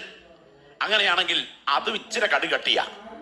അതും കഴിഞ്ഞ് MBBS പഠനം 5 കൊല്ലം അങ്ങ് കഴിഞ്ഞെന്നിരിക്കട്ടെ. 5 കൊല്ലം കഴിഞ്ഞ് ഇറങ്ങിയാൽ ഇവൻ എന്നാ പഠിച്ചെന്നായി പറയുന്നേ? 2 കാലിൽ എഴുന്നേറ്റ് നിൽക്കുകയും 2 കൈകൾ സ്വതന്ത്രമായി ഉപയോഗിക്കുകയും ചെയ്യുന്ന പ്രകൃതിയിലെ ചിന്തിക്കുന്ന ജന്തുവായ ഈ മനുഷ്യനെ കുറിച്ച് മൊത്തം ഒന്ന് പഠിച്ചു. അല്ലാതെ ഓരോന്നും പഠിച്ചിട്ടില്ലല്ലോ, പൊതുവെ ഒന്ന് പഠിച്ചു. അതിനുശേഷം ഓരോ ഭാഗത്തെ കുറിച്ച് സ്പെഷ്യലൈസ് ചെയ്യണം. എന്ന് പറഞ്ഞാൽ ഹാർട്ടിനെ കുറിച്ച് സ്പെഷ്യലൈസ് ചെയ്യുന്നവൻ കാർഡിയോളജിസ്റ്റ്, സ്കിന്നിനെ കുറിച്ച് സ്പെഷ്യലൈസ് ചെയ്യുന്നവൻ സ്കിൻ സ്പെഷ്യലിസ്റ്റ്, ആന്തരിക അവയവങ്ങളെ കുറിച്ച് സ്പെഷ്യലൈസ് ചെയ്യുന്നവൻ ഗ്യാസ്ട്രോ എൻട്രോളജിസ്റ്റ്, ENT കുറിച്ച് സ്പെഷ്യലൈസ് ചെയ്യുന്നവൻ ENT സ്പെഷ്യലിസ്റ്റ് അല്ലേ? അങ്ങനെ ഓരോന്നും സ്പെഷ്യലൈസ് ചെയ്ത് പഠിച്ച് അതിന്റെ ഡോക്ടർമാരാകും. ഞാൻ ഇന്ന് രാത്രി ഒരു ചെറിയ സംശയം ചോദിക്കട്ടെ. 5 വർഷം കൊണ്ട് MBBS കഴിഞ്ഞ് പുറത്തിറങ്ങിയിട്ട് ഹാർട്ടിനെ കുറിച്ച് സ്പെഷ്യലൈസ് ചെയ്ത് പഠിച്ച് കാർഡിയോളജിസ്റ്റ് ആയി, സ്കിന്നിനെ കുറിച്ച് സ്പെഷ്യലൈസ് ചെയ്ത് പഠിച്ച് സ്കിൻ സ്പെഷ്യലിസ്റ്റ് ആയി, ENT കുറിച്ച് സ്പെഷ്യലൈസ് ചെയ്ത് പഠിച്ച് ENT സ്പെഷ്യലിസ്റ്റ് ആയി, ബോർഡിനെ കുറിച്ച് സ്പെഷ്യലൈസ് ചെയ്ത് പഠിച്ച് ബോർഡ് സ്പെഷ്യലിസ്റ്റ് ആയി. ഇങ്ങനെ തലമുടി മുതൽ കാൽപാദം വരെയുള്ള സകല കാര്യങ്ങളെ കുറിച്ച് സ്പെഷ്യലൈസ് ചെയ്ത് പഠിച്ച ഒറ്റ ഡോക്ടറെ കാണിച്ചു തരാമോ? കണഞ്ഞാങ്കുടുക്കമുള്ള ഈ തല കൊണ്ട് ഈ കൊച്ചു ജീവിയുടെ ശരീരത്തിന്റെ എല്ലാ അവയവങ്ങളും പഠിച്ചു തീർക്കാൻ ഒരായുസ് കൊണ്ട് കഴിയത്തില്ലെങ്കിൽ ഇതിനെ മണ്ണിൽ മെനഞ്ഞ മഹാദൈവത്തിന്റെ പരമബുദ്ധി ഒന്ന് ഓർത്താൽ ഇവിടെ ഇരിക്കുന്ന നിനക്ക് കൈകെട്ടിയിരിക്കാൻ കഴിയുകയില്ല. ഇവിടെ ആരാധിക്കുന്ന നീ വിളിച്ചു പറയും, എന്റെ ദൈവത്തിന്റെ കരുതൽ എത്ര വലുത്. ഞാൻ ഇന്ന് രാത്രി ചോദിക്കട്ടെ, ശ്രദ്ധിക്കണേ. 25,000 കോടി നാഡീകോശങ്ങളും 15,000 ഇന്നർ ക്രോസ് കണക്ഷനും നിറഞ്ഞതാണ് തലച്ചോർ എന്ന 1.5 കിലോ ഭാരമുള്ള ചെറുലോകം. 25,000 നാഡീകോശങ്ങൾ, 15,000 ഇന്നർ ക്രോസ് കണക്ഷൻ, 1.5 കിലോ ഭാരമുള്ള ഒരു ബോർഡിൽ സെറ്റ് ചെയ്യാൻ കഴിവുള്ള ഒരു ഇലക്ട്രീഷ്യനെ നിങ്ങൾക്ക് കാണിച്ചു തരാമോ? സ്തോത്രം. ഇനിയും ഈ തലയുടെ സിസ്റ്റങ്ങൾ മാത്രം പ്രവർത്തിക്കത്തക്ക വിധം സങ്കീർണമായ ഒരു കമ്പ്യൂട്ടർ ക്രമീകരിച്ചു വയ്ക്കണമെങ്കിൽ നയാഗ്ര വെള്ളച്ചാട്ടത്തിലെ വെള്ളം മൊത്തം ഉപയോഗിച്ചെങ്കിലേ ആ കമ്പ്യൂട്ടർ പ്രവർത്തിപ്പിക്കാനുള്ള ഇലക്ട്രിസിറ്റി ഉൽപ്പാദിപ്പിക്കാൻ കഴിയൂ. അത്രമാത്രം ബൃഹത്താണ് ഇതെന്ന് പറയുമ്പോൾ ഒരു കാര്യം ഓർക്കുക, ഇതിനെ സംവിധാനം ചെയ്ത മഹാദൈവത്തിന്റെ കരവൈദഗ്ധ്യം ഓർത്താൽ പ്രാർത്ഥിക്കുന്ന എനിക്കും നിനക്കും മൗനമായിരിക്കാൻ പറ്റില്ല.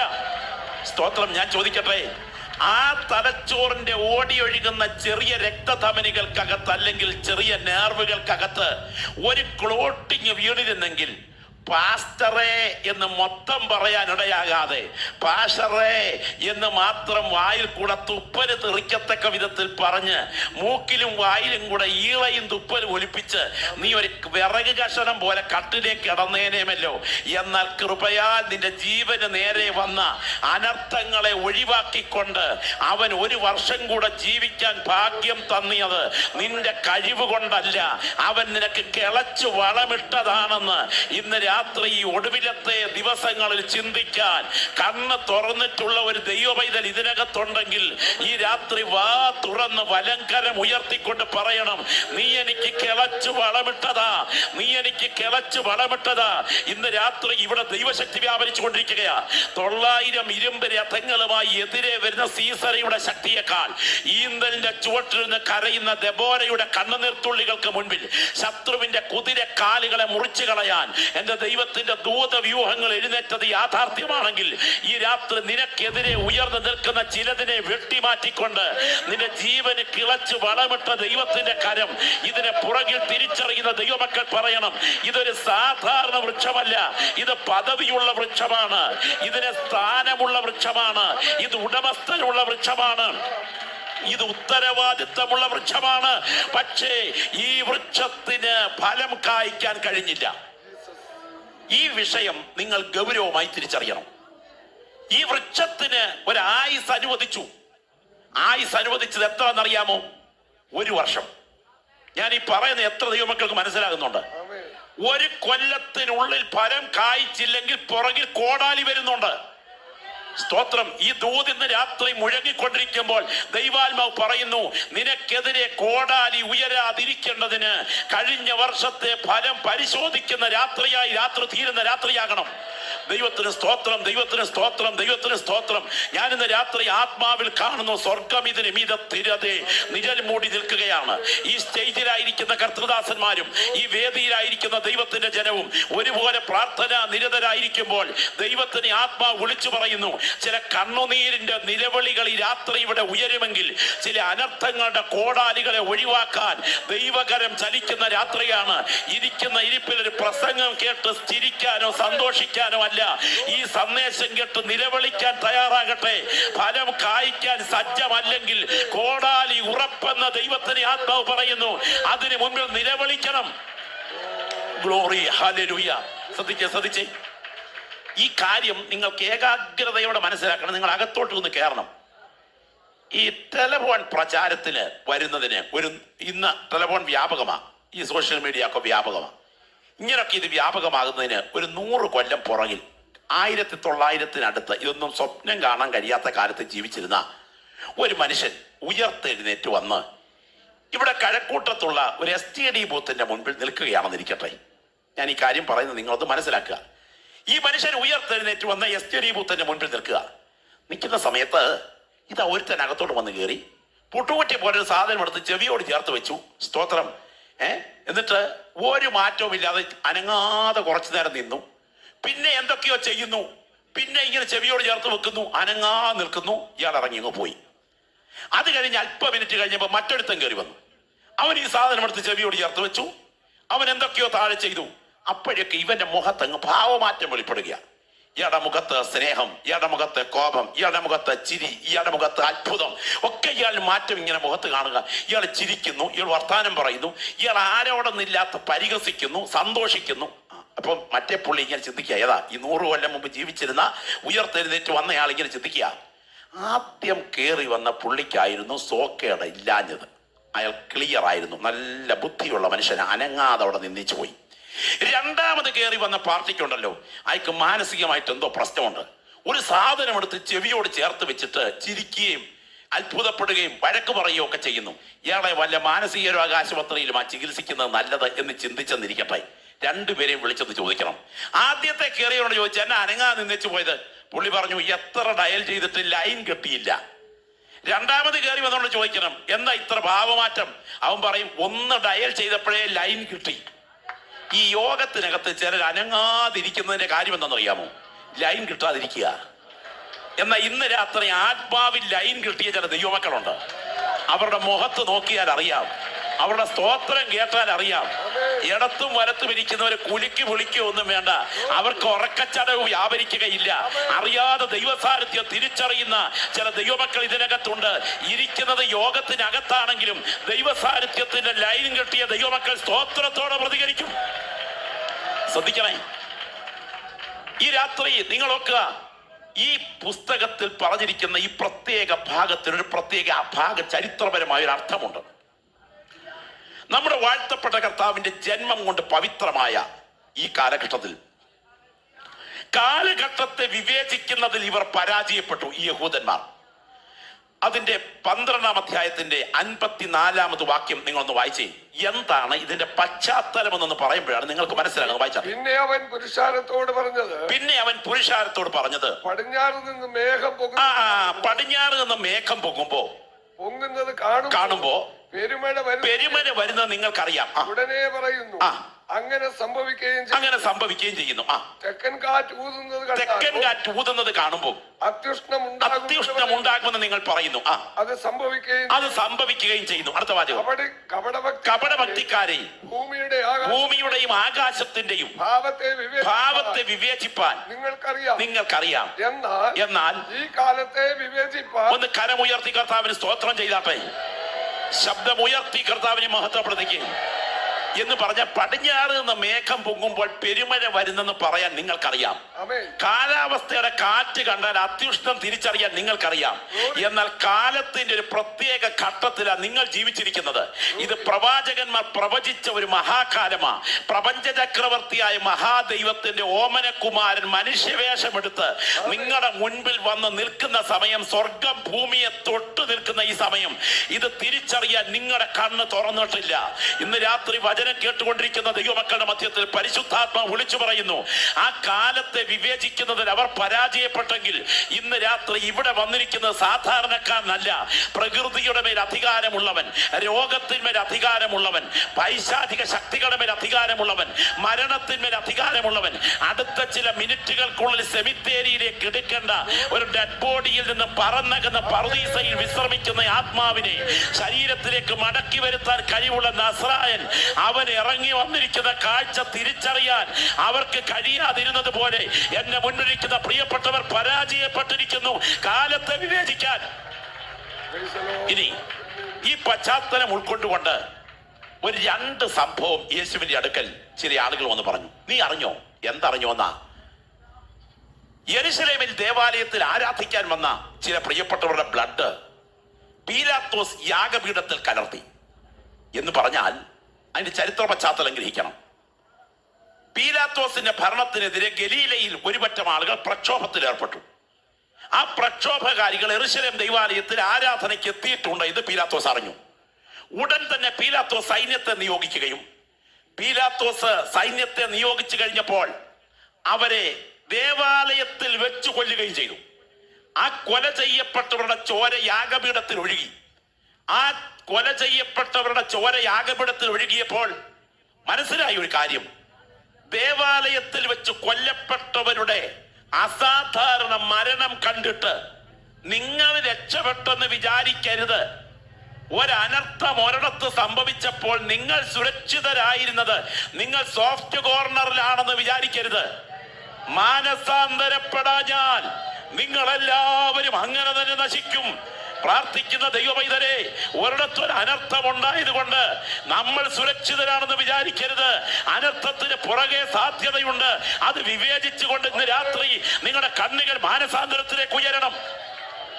അടുത്ത രംഗം കർത്താവിന്റെ അടുക്കൽ വന്ന് പറഞ്ഞു, നീ അറിഞ്ഞോ സിയോൻ മലയുടെ അടിവാരത്തിലെ പ്രസിദ്ധമായ ശീലോഹാം കുളം, അതിന്റെ 2 ജലവീഥികൾ, നേരെ യെരൂശലേമിലെ ജലപ്രവാഹത്തിന് ഉപയോഗിക്കുന്ന 2 ജലവീഥികൾ, അവിടെ രാജകീയമായ ഒരു മനോഹരമായ ഉദ്യാനം, അതിന്റെ പ്രവേശന കവാടത്തെങ്കിൽ രാജകീയമായ ഒരു ആർച്ച്, ഒരു ഗോപുരം പണി നടന്നുകൊണ്ടിരുന്നു. ഈ സമയത്ത് ഈ ഗോപുരം ഇടിഞ്ഞു വീണ് പണിയിലേർപ്പെട്ടവരും അടുത്തു നിന്നവരുമായി 18 പേർ മരിച്ചു. ഈ മരണവാർത്ത എത്തിയപ്പോ നിങ്ങൾ വിചാരിച്ചിരിക്കുന്നത് മറ്റുള്ളവരെക്കാൾ മുഴുവൻ അവർ പാപികളായതുകൊണ്ടാ ഈ അനർത്ഥം അവർക്ക് സംഭവിച്ചത്. നിങ്ങൾ സുരക്ഷിതരായിരിക്കുന്നത് നിങ്ങളുടെ വിശുദ്ധി കൂടുതൽ കൊണ്ടാണെന്ന് ചിന്തിച്ചിരിക്കുന്നു. അരുത്, അങ്ങനെ ചിന്തിക്കരുത്. മാനസാന്തരപ്പെടുന്നില്ലെങ്കിൽ ഇതിനേക്കാൾ വലിയ അനർത്ഥം നിങ്ങളുടെ കൺമുമ്പിൽ വരുവാൻ തുടങ്ങുന്നു. ഇന്ന് രാത്രി പുൾപിറ്റിൽ മുഴങ്ങുന്ന ദൈവദൂതന് ചെവി കൊടുക്കാൻ ചില വ്യക്തികളുടെ കാത് തുറന്നിരുന്നെങ്കിൽ എന്ന് ദൈവാത്മാവ് ആഗ്രഹിക്കുകയാണ്. ചിലയിടത്ത് നടക്കുന്ന സംഭവങ്ങളെ കണ്ടിട്ട് നീ ഇന്ന് രാത്രിയിൽ കണ്ണടച്ചുറങ്ങരുത്. നിന്റെ വിശുദ്ധിയുടെ കൂടുതൽ കൊണ്ടല്ല ചില അനർത്ഥങ്ങൾ നിന്നെ വിട്ടൊഴിഞ്ഞത്. മാനസാന്തരപ്പെടാൻ ദൈവം അനുവദിച്ച കരുണയുടെ കാലം അവൻ നിനക്ക് മുൻപിൽ വെച്ചിരിക്കുകയാണ്. അത് തിരശ്ശീല വീഴുന്നതിന് മുൻപ് ഇന്ന് രാത്രി ശബ്ദം ഉയർത്തി പ്രാർത്ഥിക്കണം. മാനസാന്തരത്തിനായി എന്റെ ജീവനെ ഞാൻ തിരുസന്നിധിയിൽ കൈമാറുകയാണ്. Glory glory glory. ഈ രാത്രി ദൈവശക്തി ഇവിടെ വ്യാപരിച്ചു കൊണ്ടിരിക്കുമ്പോൾ പരിശുദ്ധാത്മാവ് ഇതിനകത്തിലെ വ്യക്തികളെ തൊടാനായിട്ട് ആഗ്രഹിക്കുകയാണ്. ആത്മവ്യാപാരത്തിന്റെ ഒഴുക്കിന്ന് രാത്രി ഇവിടെ നടന്നുകൊണ്ടിരിക്കുന്നു. ചില വ്യക്തികളുടെ മേൽ പിശാചി വെച്ചിരിക്കുന്ന കെട്ടുകളെ കർത്താവ് ഇന്ന് രാത്രി അഴിക്കാൻ തുടങ്ങുകയാണ്. ദൈവാത്മാവ് രാത്രി പറയുന്നു, അസാധാരണ ദൈവ സാന്നിധ്യത്തിന്റെ വ്യാപാരത്തിന് മുൻപിൽ നിന്റെ ജീവിതത്തെ നീ ഒരുക്കുന്ന രാത്രിയാകണം. നിന്റെ വാഗ്ദത്തത്തിനെതിരെ മാത്രമല്ല, നിന്നിൽ വെളിപ്പെടേണ്ട ദൈവിക ഫലങ്ങൾ പുറപ്പെടാതെ ഈ രാത്രിയിൽ ന്യായവിധിയുടെ അനർത്ഥങ്ങൾ ചിലത് നിന്റെ കുടുംബത്തിന് നേരെ പടമുയർത്തി വരാൻ തുടങ്ങുമ്പോൾ ഇന്ന് രാത്രി 2020 ദിവസങ്ങൾ നിന്റെ ഭവനത്തിന് നിലവിളിയുടെ ദിവസങ്ങളാകാതിരിക്കാൻ ഒരു മാനസാന്തരത്തിന്റെ കരച്ചിൽ ഉയരുന്ന രാത്രിയായി ദൈവാത്മാവ് രാത്രി വ്യക്തികളെ ക്ഷണിക്കുകയാണ്. ഞാൻ വിശ്വസിക്കുന്നതോട് പറയാം, ഈ സുവിശേഷ യോഗം വെറുതെയല്ല. ചില വ്യക്തികൾക്ക് വരാൻ തുടങ്ങുന്ന അനർത്ഥത്തിന് മുൻപ് എന്റെ ദൈവം മാനസാന്തരത്തിന് അവസരം ഒരുക്കുകയാണ്. ഒരു അനുഗ്രഹീതയായ സഹോദരി, ഒരു മോള് സ്കൂളിൽ പോകുന്നതിന് മുൻപ് അന്ന് രാവിലെ അപ്പൻ പാസ്റ്ററോട് പറഞ്ഞു, പപ്പ എനിക്ക് ഒരു ട്രാക്ട് വേണം. എന്തിനാ മോളെ ട്രാക്ട്? അത് ഒരാൾക്ക് കൊടുക്കാനാ. അന്ന് നിത്യതയെ കേന്ദ്രീകരിച്ച ട്രാക്ട് വേണം. ആ കുഞ്ഞിന്റെ നിഷ്കളങ്കമായ ആവശ്യത്തിന് മുൻപിൽ പപ്പ ഒരു ട്രാക്ട് കൊടുത്തു. ആ ട്രാക്ട് മടക്കി ബാഗിൽ വെച്ച് സ്കൂളിൽ പോയി. അന്ന് പകരം ആർക്കും കൊടുക്കാൻ തോന്നിയില്ല, കിട്ടിയില്ല അവസരം കൊടുക്കാൻ തക്കവണ്ണം. അവളന്ന് സ്കൂൾ ബസ്സിൽ വന്ന് വീടിന്റെ മുൻപിലത്തെ സ്റ്റോപ്പിൽ ഇറങ്ങിയിട്ട് വീട്ടിലോട്ട് നടന്നു വരുമ്പോൾ ഒരു ഒലിപ്പതോട് ക്രോസ് ചെയ്താണ് വരുന്നത്. പെട്ടെന്ന് അവളുടെ ഓർമ്മ വന്നു, ട്രാക്ട് ആർക്കും കൊടുക്കാൻ പറ്റിയില്ലല്ലോ. അവൾ പെട്ടെന്ന് സ്കൂൾ ബാഗിൽ നിന്ന് ട്രാക്ട് എടുത്തു. നോക്കിയപ്പം തൊട്ട് താഴെ ഒരു അച്ചായൻ പശുവിനെ കുളിപ്പിച്ചുകൊണ്ട് നിൽക്കുന്നു. അച്ചായ, ഈ ട്രാക്ട് വായിക്കണം കേട്ടോ എന്ന് പറഞ്ഞുകൊണ്ട് ഓടിച്ചെന്ന് ഈ ട്രാക്ട് ആ മനുഷ്യന് കൊടുത്തു. അയാൾ ആകമാനം ആ ട്രാക്ട് ഒന്ന് നോക്കിയിട്ട്, നിന്റെ അപ്പനെ പോലെ നീ മതപരിവർത്തനത്തിന് ഇറങ്ങിയിരിക്കുക എന്ന് പറഞ്ഞുകൊണ്ട് ഈ ട്രാക്ട് വലിച്ചു കീറി തോട്ടിലേക്ക് എറിഞ്ഞു. നിങ്ങൾക്കറിയാമോ, അന്ന് വൈകിട്ട് ആ മനുഷ്യൻ തിരിച്ചു വീട്ടിലെത്തിയില്ല. അന്വേഷിച്ചിറങ്ങിയ നാട്ടുകാരുടെ മുൻപിൽ തൊട്ട് താഴത്തെ ആറ്റുകടവിൽ ഒരു ഡെഡ് ബോഡി കിടക്കുന്നു. അന്വേഷിച്ചിറങ്ങിയപ്പോൾ മനസ്സിലായി അത് ആ മനുഷ്യന്റെ ഡെഡ് ബോഡിയാ. എങ്ങനെ ഇത് സംഭവിച്ചു? നന്നായി നീന്തൽ അറിയാവുന്ന ഈ മനുഷ്യൻ എങ്ങനെ മരിച്ചു? നിങ്ങൾക്കറിയാമോ, പോസ്റ്റ്മോർട്ടം റിപ്പോർട്ടിൽ ഈ മനുഷ്യൻ പശുവിനെ കുളിപ്പിച്ചുകൊണ്ടിരിക്കുമ്പോൾ സംഭവിച്ച ബോധക്ഷയത്തിൽ കമിണ് വീണ് ഇയാൾ മരിക്കുകയായിരുന്നു. ഞാൻ വിശ്വസിക്കുന്ന ഒരു കാര്യം പറയാം. അന്ന് രാവിലെ ട്രാക്ട് ചോദിക്കാൻ ആ കുഞ്ഞിന്റെ മനസ്സിൽ ഒരു പ്രേരണ ഉണ്ടായതിന്റെ പുറകിൽ സർവശക്തന്റെ കരുണയുടെ കാലങ്ങൾ ഉയരുകയായിരുന്നു.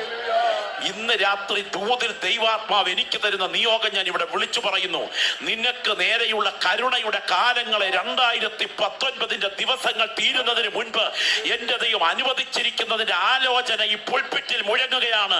ആ കോടാലി നിന്റെ കുടുംബത്തിന് നേരെ ഉയരുന്നതിന് മുൻപ് ഇന്ന് രാത്രി നിലവിളിച്ച് കരഞ്ഞിട്ട് പറയണം, കർത്താവേ, ഈ രാത്രി ഫലം കായ്ക്കാൻ ഞാൻ എന്നെ ഒരുക്കുകയാണ്.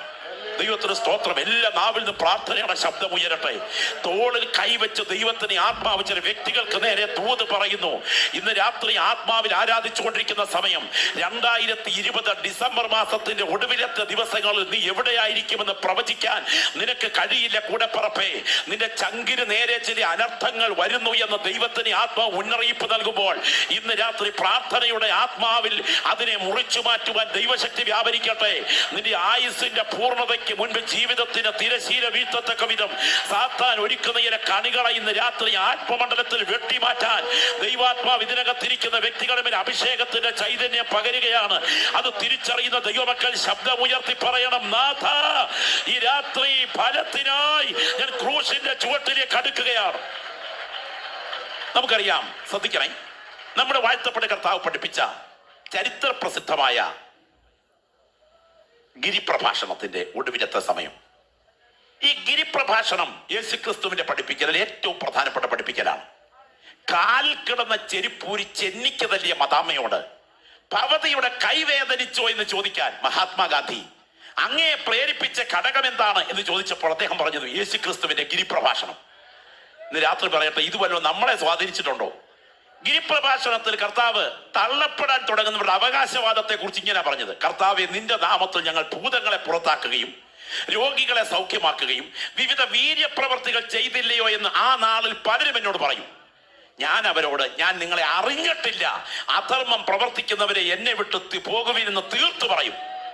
അന്തിമ വിധി ദിവസം തള്ളപ്പെടാൻ തുടങ്ങുന്നവരുടെ അവകാശവാദത്തിൽ തള്ളപ്പെടാൻ പോകുന്ന കൂട്ടരാരാണെന്ന് ചിന്തിച്ചാൽ കത്തോലിക്കരാണോ, യാക്കോബക്കാരാണോ, CSI ആണോ, CNI ആണോ, ഇവാഞ്ചലിക്കലാണോ, പത്യമാണോ, പെന്തിക്കോസ് ആണോ, IPC ആണോ, ചർച്ച് ഓഫ് ഗോഡ് ആണോ, ഷാരോനാണോ, ദീപ് പെന്തിക്കോസ് ആണോ, ഫ്രീ പെന്തിക്കോസ് ആണോ, കാൽവറി ആണോ, കല്ലുമലയാണോ എന്നൊന്നും തിരിച്ചു നോക്കണ്ട.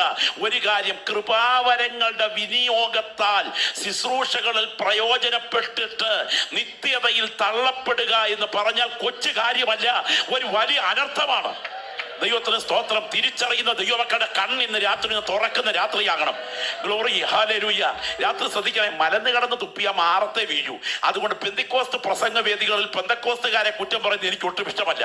ദൈവം നമുക്ക് തന്നിരിക്കുന്ന പദവി ഓർത്ത് ഞാൻ ദൈവത്തിന് സ്തോത്രം ചെയ്യുന്നു. എന്നാൽ ഒരു കാര്യം പ്രത്യേകം ശ്രദ്ധിക്കണം. മുകളിൽ കർത്താവ് പറഞ്ഞൊരു വാചകം, വൃക്ഷത്തെ ഫലം കൊണ്ട് തിരിച്ചറിയാം. സ്തോത്രം. അങ്ങനെയാണെങ്കിൽ ഇവർക്ക് ഫലം ഇല്ലായിരുന്നു, ഇവർക്ക് വരം ഉണ്ടായിരുന്നു. എന്തുണ്ടായിരുന്നു? വരം. എന്നുണ്ടായിരുന്നു? വരം ഉണ്ടായിരുന്നു. എന്തില്ലായിരുന്നു? ഞാൻ ഇന്ന് രാത്രി ചോദിക്കട്ടെ, കർത്തൃദാസന്മാർ, ഇവിടെ ശുശ്രൂഷിക്കുന്ന അനുഗ്രഹിത കർത്തൃദാസം ഉൾപ്പെടെ നിങ്ങളൊക്കെ ചർച്ചുകളിൽ പ്രാർത്ഥനയും കുടിവരവുകളും കൺവെൻഷനും ഒക്കെ നടത്തുന്നവരാ. നമ്മൾ ഈ യോഗത്തിൽ ആൾക്കാരെ വിളിക്കുന്നത് വരം കണ്ടിട്ടാണോ ഫലം കണ്ടിട്ടാണോ? നമ്മൾ യോഗത്തിന് ആളിനെ വിളിക്കുന്നത് വരം കണ്ടിട്ടാണോ ഫലം കണ്ടിട്ടാണോ? വരം കണ്ടിട്ടാ. ഞാനിവിടെ ഇന്ന് രാത്രി നിൽക്കുമ്പോൾ ഇവിടെ വരം കണ്ടിട്ട് വിളിച്ചതാ. ശുശ്രൂഷയിൽ വെളിപ്പെടുന്ന വരം കണ്ടിട്ട് വിളിച്ചതാ. വരം കാണാൻ എത്ര നേരം വേണം? ഫലം കാണാൻ എത്ര നേരം വേണം? അരമണിക്കൂർ കൊണ്ട് ആളിന്റെ വരം അറിയാം. പക്ഷെ ഫലം അറിയണമെങ്കിൽ വീട്ടിൽ 2 ആഴ്ച താമസിപ്പിക്കണം. ഒരു ഭക്തൻ ഒരിക്കൽ പറഞ്ഞു, ഞാൻ എന്നെ അറിയുന്ന പോലെ എന്നെ എല്ലാവരും പറഞ്ഞിരുന്നെങ്കിൽ എന്നെ ആരും എങ്ങും കയറ്റുകയായിരുന്നെന്ന്. ചിലരെയൊക്കെ ചിലയിടത്തൊക്കെ കയറ്റി താമസിപ്പിച്ചാൽ മനസ്സിലാകും വരമേ ഉള്ളൂ, ഫലം ഒട്ടും ഇല്ലെന്ന്. ചിലരെ വീട്ടിൽ കയറ്റാൻ കൊള്ളാത്തവരാണെന്ന് മനസ്സിലാകും. ദൈവത്തിന് സ്തോത്രം. എന്നാൽ ഇന്ന് രാത്രി ഒരു കാര്യം പ്രത്യേകം തിരിച്ചറിയണം. വരം വെളിപ്പെടുത്തിയില്ലേ കോടാലി ഇല്ല, പക്ഷെ ഫലം വെളിപ്പെടുത്തിയില്ലേ കോടാലി ഉറപ്പാ. ഈ ദൂതിന്ന് രാത്രി തിരിച്ചറിയുന്ന എത്ര ദൈവമക്കൾ ഇവിടെയുണ്ട്. നിന്റെ മേൽ വെളിപ്പെടുന്ന ദൈവ സാന്നിധ്യത്തിന് മുൻപിൽ വെളിപ്പെട്ടു വരുന്ന വിശേഷ ദൈവാഭിഷേകം ഈ തലമുറയിൽ വെളിപ്പെടാൻ നിന്നെ വിളിച്ചിരിക്കെ നിന്നെ കൊണ്ടത് വെളിപ്പെടുത്താതെ ദൈവത്തിന്റെ കരുത്തിന് വേദന ഉളവാക്കത്തക്ക പ്രതികരണങ്ങളിലൂടെ ജീവിതത്തിൽ ഫലം വെളിപ്പെടുത്താതെ മുൻപോട്ട് പോയാൽ അതിനെതിരെ കോടാലിയുടെ വ്യാപാരം എതിരെ ഉയരുകയും നീ കൈപ്പോടെ കരയുകയും ചെയ്യാൻ അവസരം ഉണ്ടാകാതിരിക്കേണ്ടതിന് ഇന്ന് രാത്രി യോഗം പിരിഞ്ഞെഴുന്നേൽക്കുന്ന മുൻപ് എന്റെ മേൽ കോടാലി വരാതിരിക്കാൻ എന്റെ ജീവിതത്തെ ഞാൻ ഏൽപ്പിച്ചു തരുന്നെന്ന് പറയാൻ എത്ര പേര് ഇവിടെ കരഞ്ഞു പ്രാർത്ഥിക്കും? നിങ്ങൾ കർത്താവിനോട് നിലവിളിച്ച് കരയുന്ന രാത്രിയാകട്ടെ. Glory, hallelujah. ഒരിക്കൽ ഞാൻ ഓർക്കുന്നു, ഒരു ദമ്പതികളുടെ ഏക മകൻ, 2.5 വയസ്സ് പ്രായം. ഈ കുഞ്ഞ് വീട്ടിൽ വന്ന് ബാങ്ക് ജീവനക്കാരാണ് അപ്പനും അമ്മയും. ഒരുമിച്ച് കളിച്ചുകൊണ്ടിരിക്കുമ്പോൾ ഡൈനിങ് ടേബിളിൽ നിന്ന് കാല് തെറ്റി കുഞ്ഞ് നിലത്തേക്ക് വീണു. നെറ്റിയടിച്ച് കുഞ്ഞ് തൽക്ഷണം മരിച്ചു. ഈ അപ്പനും അമ്മയും ഡെഡ് ബോഡിയിൽ കെട്ടിപ്പിടിച്ച് ഒരുപാട് കരഞ്ഞു. അടുത്ത ദിവസം വഴിയാമണ്ണം പോസ്റ്റ്മോർട്ടവും ശവമടക്കമൊക്കെ കഴിഞ്ഞു. സെമിട്രിയിൽ നിന്നും ആദ്യമായി വന്ന അംബാസഡർ കാറിന് നമ്മുടെ ഒരു സ്നേഹിതനോടൊപ്പം ഈ വീട്ടുകാരൻ, ഈ സഹോദരൻ, ഈ പിതാവും മോർച്ചറിയിൽ നിന്ന്, സെമിട്രിയിൽ നിന്ന് വീട്ടിലേക്ക് വന്നു. വീടിന്റെ വാതിൽ അങ്ങോട്ട് തുറന്ന് അകത്തോട്ട് കയറിയപ്പോൾ തന്നെ ഒരലർച്ചയോടെ, ദൈവമേ നീ ഇത്ര ക്രൂരനാണോ എന്ന് പറഞ്ഞുകൊണ്ട് അകത്തോട്ട് കയറിയിട്ട് ബെഡ്റൂമിന്റെ കതക് വലിച്ചങ്ങോട്ട് തുറന്ന് ഒരലർച്ചയോടെ കവിണ് വീണു. സ്തോത്രം. കരഞ്ഞ് ഉറങ്ങിപ്പോയി.